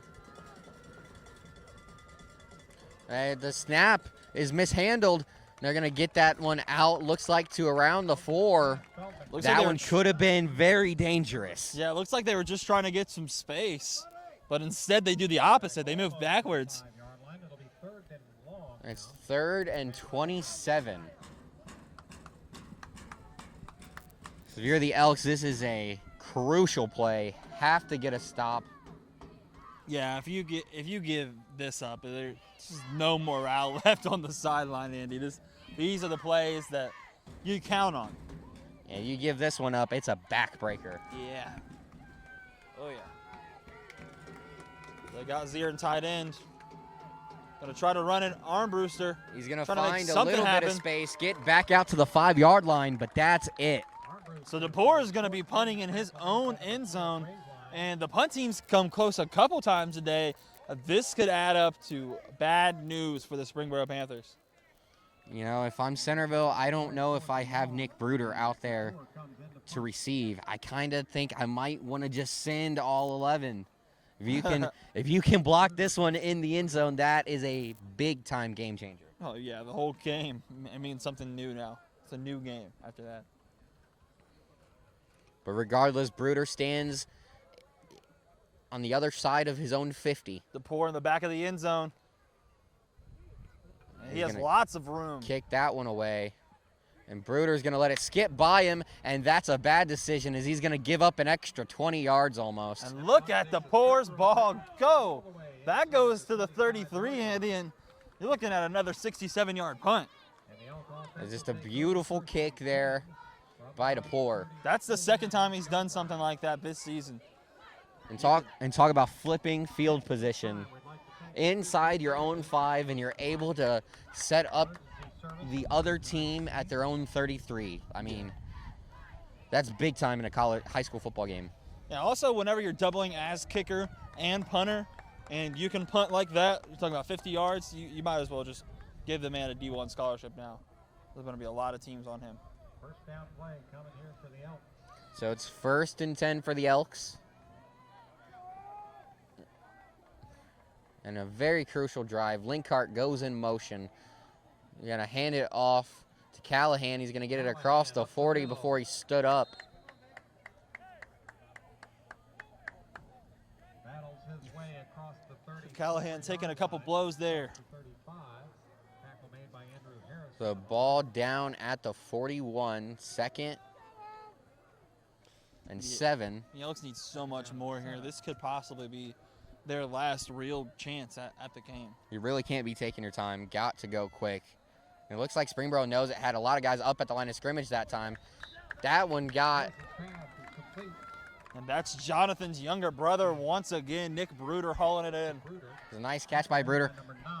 We've seen a lot of him in this game after not seeing him really much at all in the first 3 games of the season, Jeff. Yeah, it'll definitely be a weapon for Centerville moving forward. So some confusion within the secondary, a lot of moving around going. Now 5 wide receivers, 2 to the top, 3 to the bottom. Centerville needs to utilize on their confusion, and they do. Quick strike, that goes to Matt Mercer, down to the 46. That'll be a little first down. That's all they really needed right there, Andy. Good game management by Chase Harrison. And right now, you just have to keep this drive going. Yeah, be quick. Got 9 seconds. They're quick up on the line. They know what the 5, clock says. 4, 3. And they're going to stop the clock, it looks like. I think Springboro called a timeout there. Not wanting to give up a big play on the last play of the quarter. So they must have seen something in their secondary that they didn't like. So good job by Springboro, but even better job by Centerville going up there, and they almost took advantage of them. So good job by Centerville being very urgent. Yeah, rushing up to the line, almost getting the defense off guard. Yeah. But now this first down, it means a little less. Yeah. You got the timeout, and you only got 2 seconds. You don't have to do a lot. You got a whole quarter of football to work with. I'd say you're going to be a little more conservative after this timeout. I don't know. I might gamble for it, man. There's a long way to go. Down 20, you need to start making plays. Yeah, and Centerville has had a lot of success gambling this year. At least last week they had a huge 4th down play, as so the week before. So see what Harrison is capable of with 5 receivers at his disposal. Low snap. He delivers it outside to Linkhart. You're going to get it across the 50 to the 49. That's the last play of the third quarter.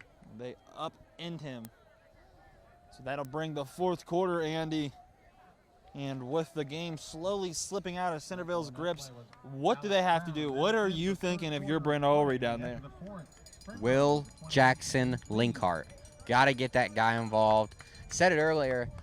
He's just not had the same impact this season that he did last year. You know, he had a bunch of huge games last year, and it's just not been the same so far. So he's going to have to be much better. You're going to have to try and force the ball his way, but you have to be careful. You can't turn the ball over. The turnover ends the game immediately. So it's going to be a tough one for Centerville to try and come back and get this one. Springboro, their secondary is going to have to be made of another material here.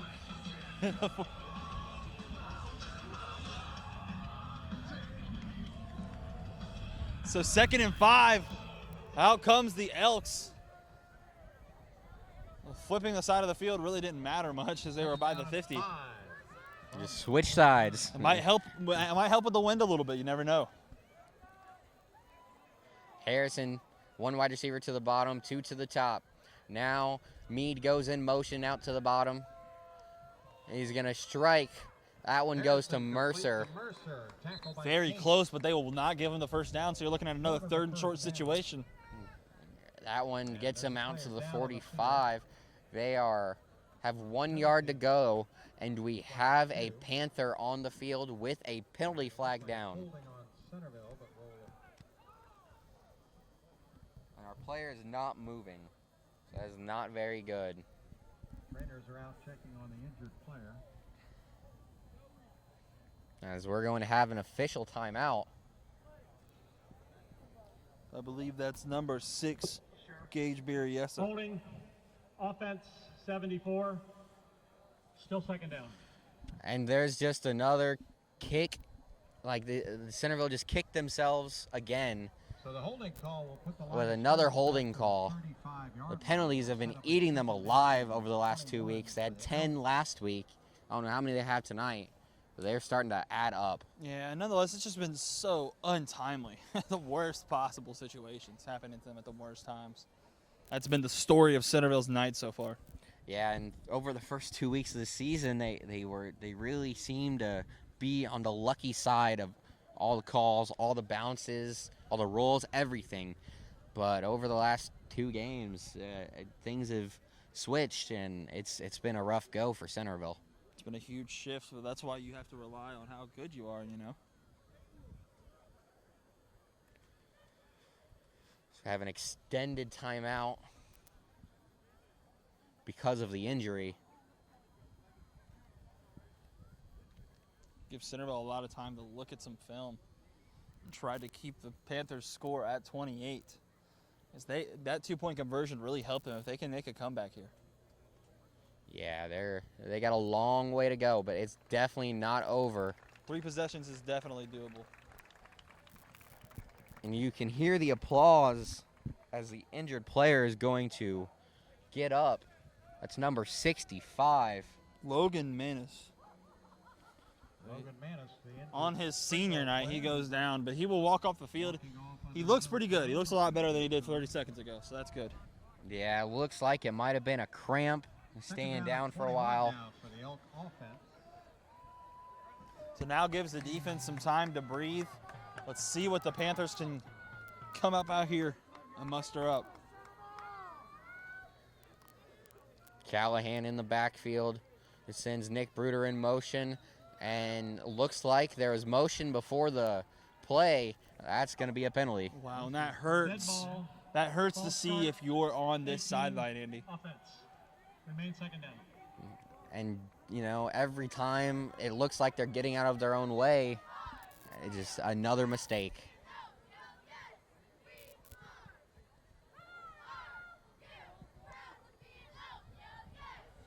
Another setback. This is the third 2nd and 28 we've seen this game, Andy. Penalties really adding up the past couple weeks. I don't think you have 3 of those plays in your playbook. Harris, he's going to drop back. He's going to deliver, and that one goes through the hands of Cam Smith. Over the middle.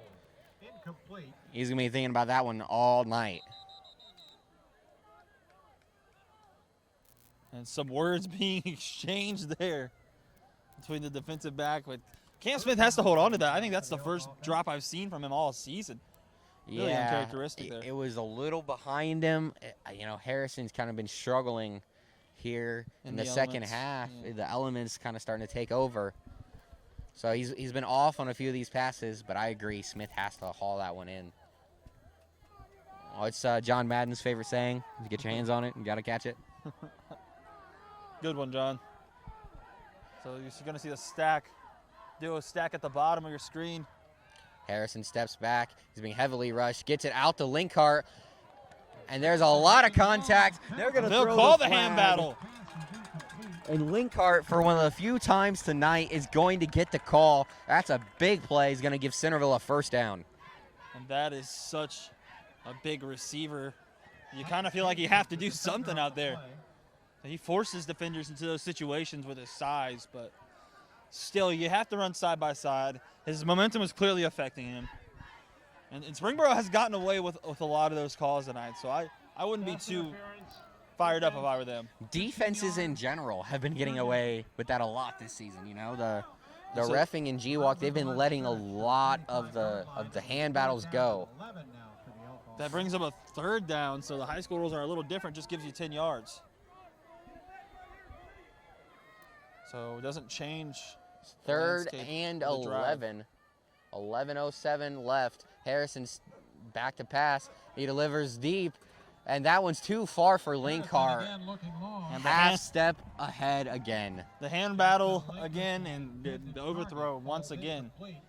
Chase Harrison still struggling with this chilly, windy night here in Care Flight Field. That'll bring out Cam Smith in this punting unit. And with this ball, you might as well just punt away the game. Yeah, I really don't understand this punt. You might have been able to hear some of the Elk faithful. You're down 20 points. What are you doing? And not happy on this sideline. Yeah, but Timeout. Centerville. The Elks are going to take a timeout. and now they're trying. Maybe they're going to think about whether they're actually punting this one away. Yeah, they're trying to bid on their defense, which really hasn't been there this second half. And you had that good series down on the other end, really caused by a few mistakes, honestly, on Springboro's part. So I'm not really betting on my defense if I'm Centerville. I have to go for this drive. You have to come up with a score. You only have 8 points on the board. There's 11 minutes in the game. You're going against a highly explosive offense. Seems like a no-brainer here, but Yeah, Burrow, they've been too good on the offensive side of the ball to try and trust your defense at this point. It just hasn't worked out, and you're going to need to try something else. I really think you got to go for it.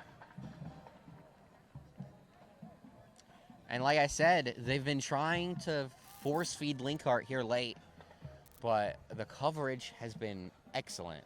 And like, even when he is getting open, he's not that open, you know? He's not in a bunch of space. He doesn't have a lot of room to work. He's just being able to secure his catches and, you know, pick up maybe an extra yard or two. But the Panthers have been great at closing down his airspace tonight. 4th and 11, and they'll go for it. Rethink their strategy, come out here. This is pretty much the game for the Elks offense. Smith in motion. Harrison drops back. He's going to throw. This one hits Linkhart in the hands. And that is great coverage. There will be no flag on the play. Knocked away by number 39, Alex Brown. Number 39, Alex Brown, with another big play in this game. All over Linkhart. And there you go, Andy. 10 minutes and 44 seconds left. It's going to take a miracle to come back in this game, especially with the Panthers. Yeah, you're down 3 whole scores, and you just gave him the ball back on your own on your own side of the 50. It's going to be a tough finish here for the Elks.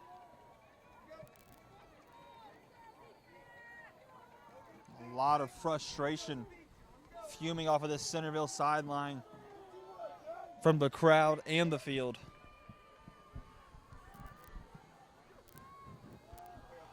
Quarterback is looking. He's going to deliver it deep. He's got a man open. Oh, wow. Jumps up Connor to make the catch, and Heiser is unable to pull it down. Out of his hands. Holding offense 76. 10 yards. So another big mistake. And so the penalty would have negated the catch anyways. So Centerville defensive line making a little bit of difference there. So that goes back 15 yards. That was a really well-executed play there by the offense.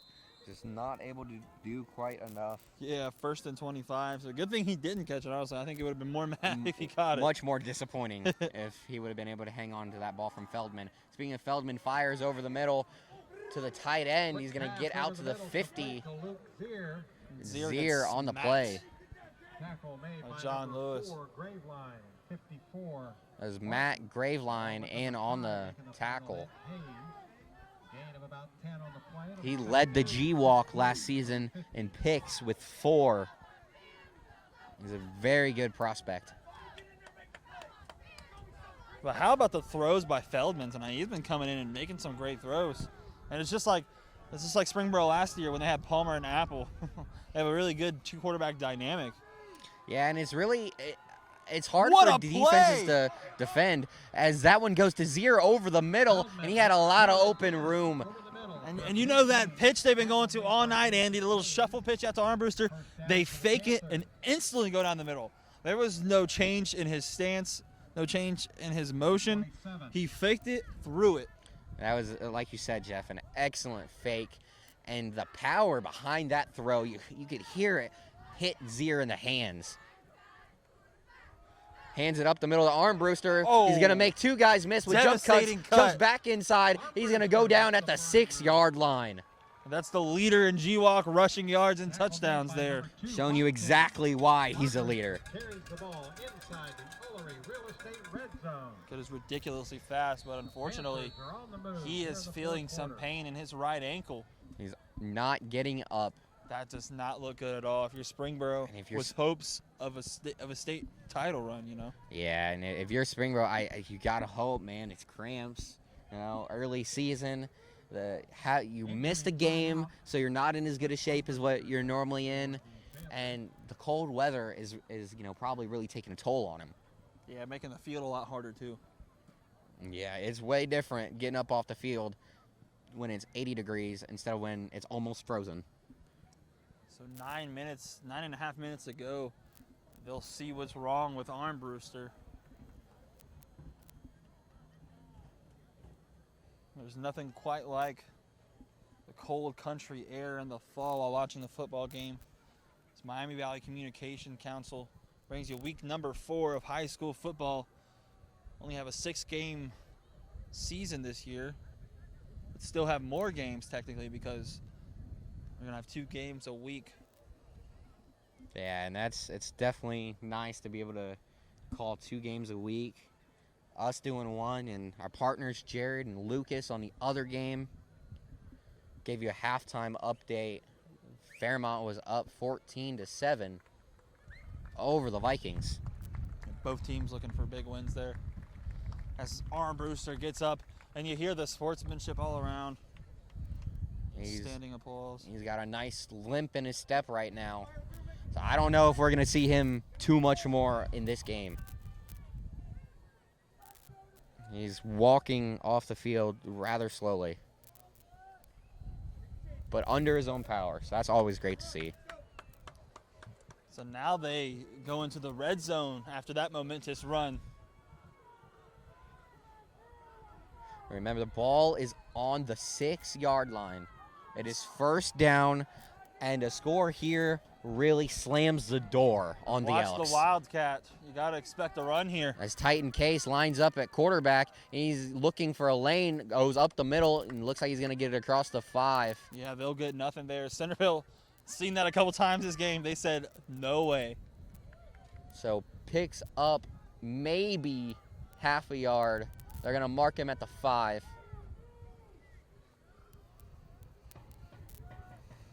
We're getting close to another score here.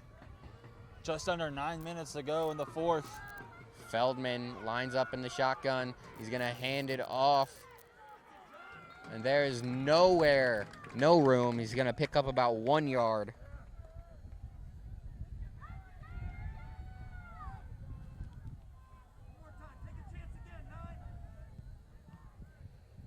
As we'll set up for 3rd down.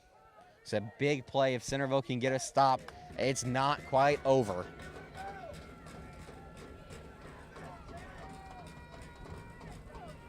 Feldman has 3 wide receivers to the bottom, 1 to the top.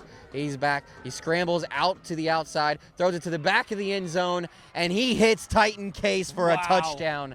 And that might just do it tonight, ladies and gentlemen, as they're going to take a 34-8 lead. How about Titan Case, though, Andy? His 3rd touchdown of the game. Spectacular showing. That's 4 receiving touchdowns this season and 5 rushing touchdowns. Guy has been another kind of weapon. And I bet he's got, what, 8 touches today? So that's 20 touches and 9 touchdowns? Titan Case is ridiculous. Reminds me of one of the fantasy seasons Will Fuller had a few years ago. Guy scored a touchdown almost every time he touched the ball. The hold, the kick is through. So 35-8. The Panthers with a commanding lead. And Case making his case for GWAC Player of the Year so far. Really just showing out. And he's played less games than everyone, too, which is the scary part.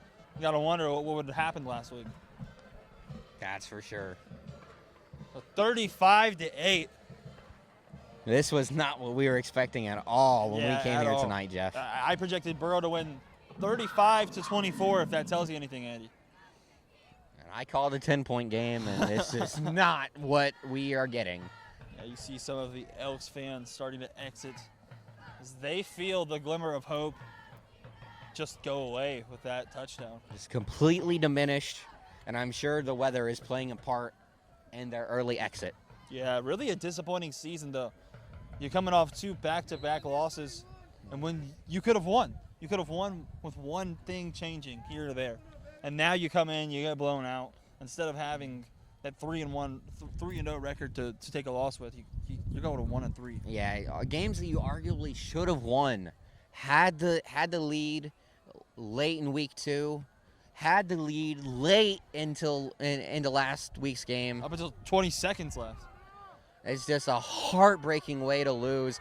And it looks like that's Bruder on the return. He's found a lot of space. No, that is Bruder. It's not the one I thought it was. That's not Nick. That's Jonathan. That was a big return by the middle linebacker. Huge return. And when you see that man running fast at you, you get out the way. Jonathan Bruder is something else. He's a force out there. He's not one of the guys that I would want to tackle. So, good little play to get him excited here at the end of the game. But one third of this quarter is already over, Andy. They need something special to happen if they want to pull out a dub. Yeah, you're going to need some quick strikes here on offense, force a couple of turnovers, maybe get an onside kick. They need a lot to go right for them. Harris fires over the middle, pulled in at the 50. Almost has it picked off, though. That was a very close throw here. The defense. Grabbed by Matt Mercer. Yeah, he was heavily covered on the play. Still able to haul it in.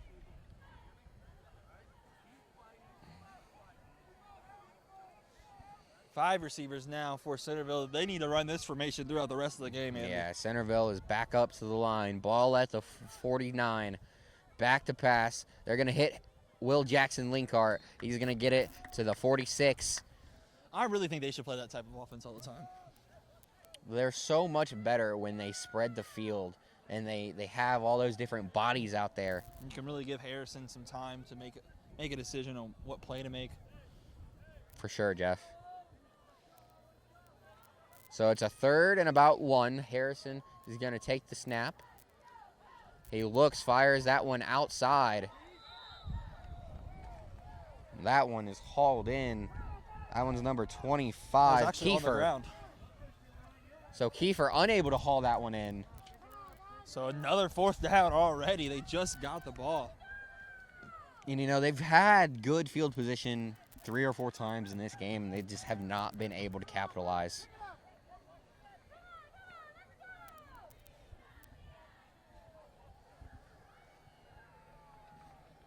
6:54 remaining. Big 4th down for the Centerville Elks. Harrison takes the snap. He rolls to his left. He's going to fire that one. That one's Wow. intercepted. Michael Etheridge with his 3rd pick of the season. And he now leads GWAC in interceptions and leads Panthers to a certain W here in week 4. 6:40 left on the clock. And that's probably all she wrote, ladies and gentlemen. Yeah, and Harrison didn't really have a fair run on that one. His wide receiver struggled to get open. He was running to his left, had to make a throw across his body. Never really able to plant his feet. Wasn't able to get a good base to deliver that throw. So you can see it was off.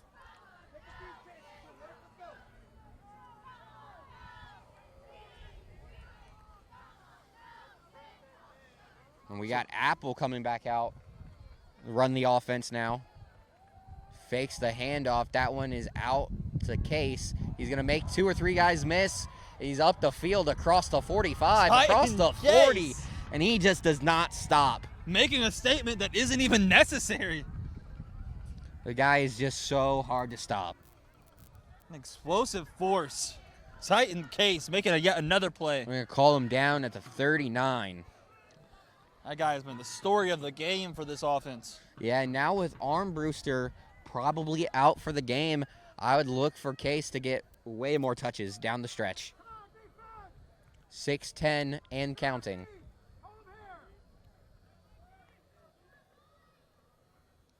Yeah, that's all the Panthers are pretty much focused on is getting out of this cold weather. Is ticking that clock down slowly. There's a handoff up the middle, pickup of about 3. That one's number 35, Nathan Flynn. So you don't see him out there often as he's the backup for Armbruster. He's really good with the ball in his hands, though, Jeff. He had a 69-yard kick return earlier in the season, if I remember correctly. No, that was Etheridge. Yes, you're correct. Regardless, he's a playmaker. Nathan Flynn before this game had 3 carries for 30 yards and a touchdown. Apple is going to deliver it out to Case.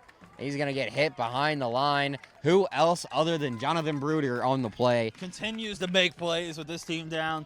That's the definition of a leader right there. He blew that one up in the backfield. It's going to make it. These screens. It's going to make it a 3rd and 11. Case needs to be more careful for his movements. Everybody on that defense is watching him at this point. If I'm him, I don't know if I want to be in this game anymore. He's really the only big playmaker left. Centerville's probably headhunting for him right now. So 4 wide out now for Springboro. And they're just letting the clock tick away. 5 seconds on the play clock. Fakes the handoff. Apple is back to pass. Delivers that one. It's deep and almost Great hauled defense. in. Is great D on the play, like you said, Jeff. That one was almost hauled in. Who else other than Case was the target? So 4th down, that'll bring out DePore. 4 minutes to go in this one, and it's pretty much all but over, Andy. I expect Centerville to come out, give a lot of effort, run a couple plays that they were maybe thinking about running next week. But other than that, you just got to give a lot of credit to the Springboro Panthers. They came out here, did their job, capitalized on Centerville's mistakes. Yeah, Jeff. And if you're Centerville, I probably agree. You want to come out, try and get some positive momentum. And that was a booming kick, goes into the end zone. As the punting we've seen this season has just been spectacular. Just the sound of the ball, Andy, when it came off of his foot, made me question it. Matthew DePore with another incredible punt. That was a touchback. A booming kick there by DePore. So Harrison will bring out the Centerville offense with 4 minutes to go. Earlier, but we have a birthday to celebrate. Coach Mark Brown turned 60. Happy birthday, Coach. So the Elks offense, 2 wide receivers, 2 each side, and he's got Callahan with him. Harrison takes the snap. He drops back to pass. Throws it. That one's to Cam, and that one was way behind him. Very uncharacteristic throw. Large miscue, I believe, there. I don't think that was Harrison. I think that was just some lack of communication. I think he thought he was going to do a curl, and he just kept running. Definitely not a curl. They are in the driver's seat as far as the playoff position goes. If the season ended today, they would make it. So 1 tight end, 4 receivers now. Harrison delivers that one to the outside. Harrison's pass is complete to number 31, Nicholas Bruder made by 16 on the James catch. It's the 5th reception for him this game. He has emerged as the #1 receiver in this game for the Elks. And you know, it kind of seems like every week this season, the Elks are just pulling a name out of a hat. Who are we throwing to this week? Yeah, and it's so funny because Nick Bruder is probably the smallest receiver out of all of them. Even Nick Mead displays a little bit of size, and they'll slide Mercer back in the tight end spot.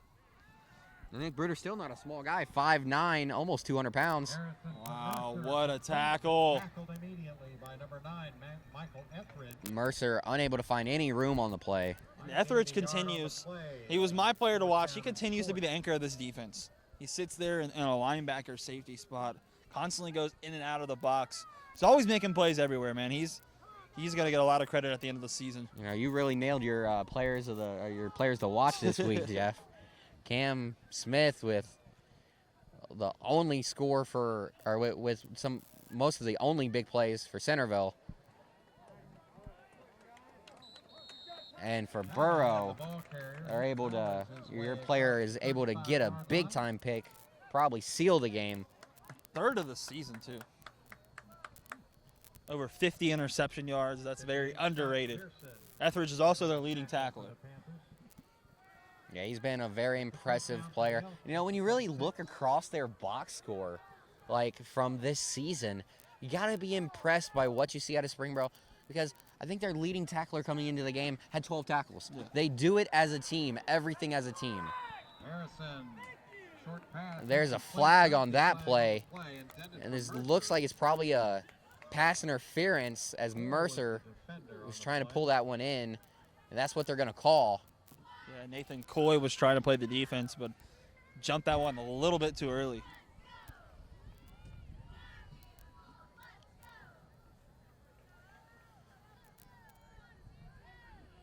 Pass interference, defense, 20, Springboro, first down. So 2 minutes and 18 seconds left remaining in MVCC Game of the Week. Number 4 has been quite the blowout, Andy. Springboro has scored 3 unanswered touchdowns here in this second half. Yeah, in Centerville, they've struggled a lot in the second half in the first portion of this season. You know, they've done most of their scoring in the first, and then their offense has struggled a lot in the second half of these games. That one gets out the Linkart across the 40 and be pulled out. Right there, they're going to call him out at the 41. Now they're going to call it the 40. Finally start getting some successful plays downfield, but it's not just maybe. It's too late. Second down and 1 from the 40. Say a little, not quite enough We for saw the Elks tonight. another fantastic display of Springboro's offense, though. They just showed us what they had in store once again. And their stout defense, you know, they let the Elks move the ball up and down the field all game long. But the bend but don't break mentality. They're going to find Linkart on the screen. He's going to bust up the middle. And right as I say it, bend but don't break. They break, but it's way too late. That's going to give the Elks 14 points. And a little bit too late, Andy. That was a beautiful play design as well. Our wide receiver screen coming into the offense, into the middle of the offense, then going back out. And they have not had really hardly any success on their screen passes here in this game. But right there, when you decide to finally throw a screen to your best player, it really works. And they'll go for 2. Oh, it brings another 2-point conversion for the Centerville Elks. Might be an exercise of futility, but nonetheless. They go for him in the fade. That's all Will Jackson Linkart for the 2-point conversion. That is a beautiful throw and a beautiful catch by Harrison to Linkart. And you called it, Andy. They finally seen some success going to the big man.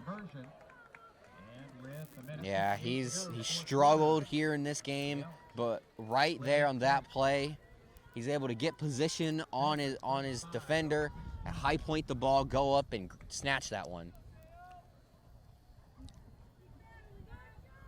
Moves to 35-16. They close the score a little bit.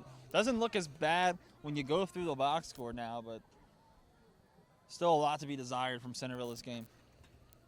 How many times do you play a game and give up two-point conversions in the same game, or in one season? Like, this is the second time that Springboro has done that in consecutive games, nonetheless. Maybe they're just so confident in their offensive ability. Take it. It surely looked like that tonight. The Panthers have been all business here up until this 2-minute mark left in the game. And they really have not been slowed down at all this season. 77 points in their last outing. They put up 35 in their first game of the season. Yeah, and I take another back 35 tonight. Take back my initial statement that they look like a team that had been coming off of COVID, COVID week. They had a week off, but it looked to be in their advantage here in this game. And an onside kick there. The ball is still free, and Centerville might have gotten this. I think Centerville has the ball. And you know, Jeff, it's real late. And Centerville does recover it. It's real late in this game. There's about 2 minutes left, and the Elks are not ready to call it quits quite yet. Andy, this is a 3-possession game. They'll need 2 more of those at least, but any given Friday night, let's see what they can do. I've seen the Elks do some crazy stuff through my years as a football fan. And when you saw them do that, they didn't have a quarterback this good. So they really are giving themselves a shot. You're going to make the final 2 minutes of tonight's game interesting. Ball is at the 45.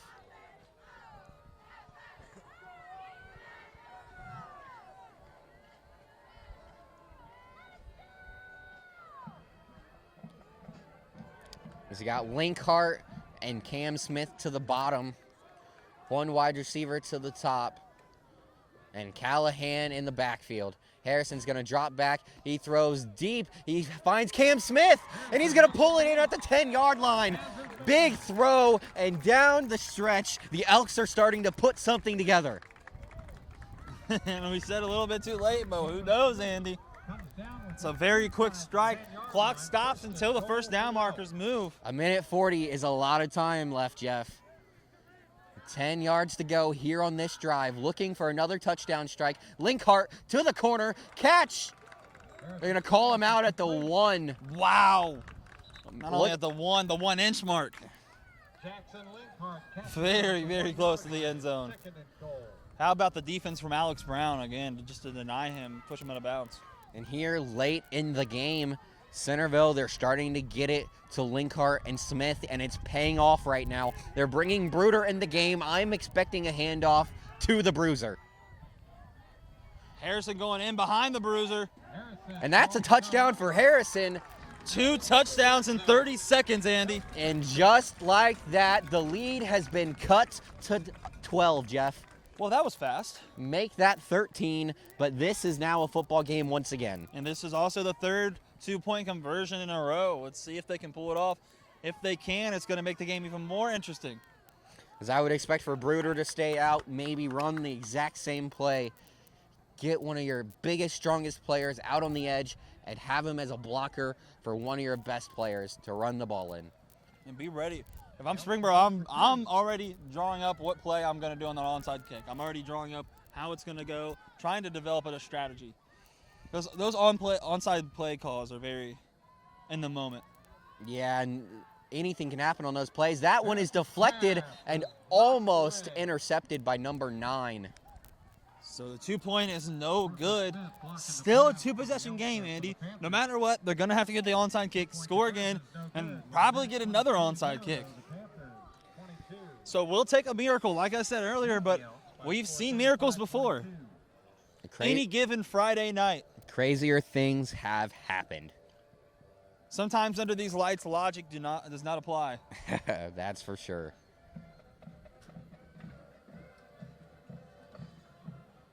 So 1:22 left. And the Springboro band plays the soundtrack of intensity. Both teams making their next moves in this Friday night chess match.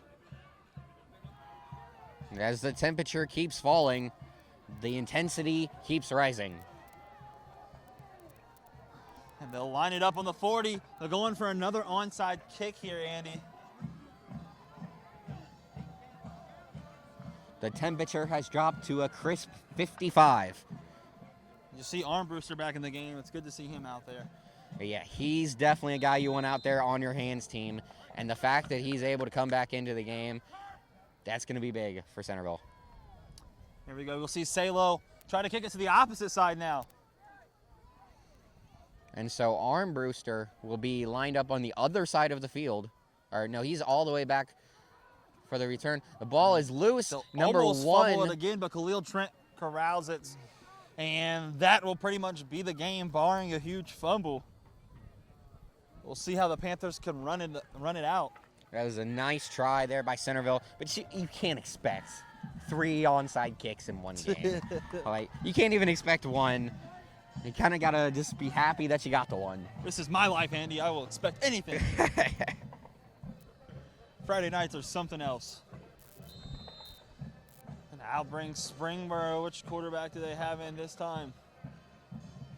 Looks like Mikey Apple in there for the closing drive. Armbruster's back in there after what seemed just to be a tweaked ankle. It's huge for them going down the stretch. Apple takes the snap. He's going to hand it off to Armbruster. He's going to lose yardage on the play. What an arm tackle by Chad Lugo. 26. Getting in the middle of that defense and being nasty. Tripped up Armbruster. No gain on the play. It'll be 2nd down and 10. Make it 2nd and 10. And the clock's just going to keep ticking. The Elks are really wishing they had those timeouts right now.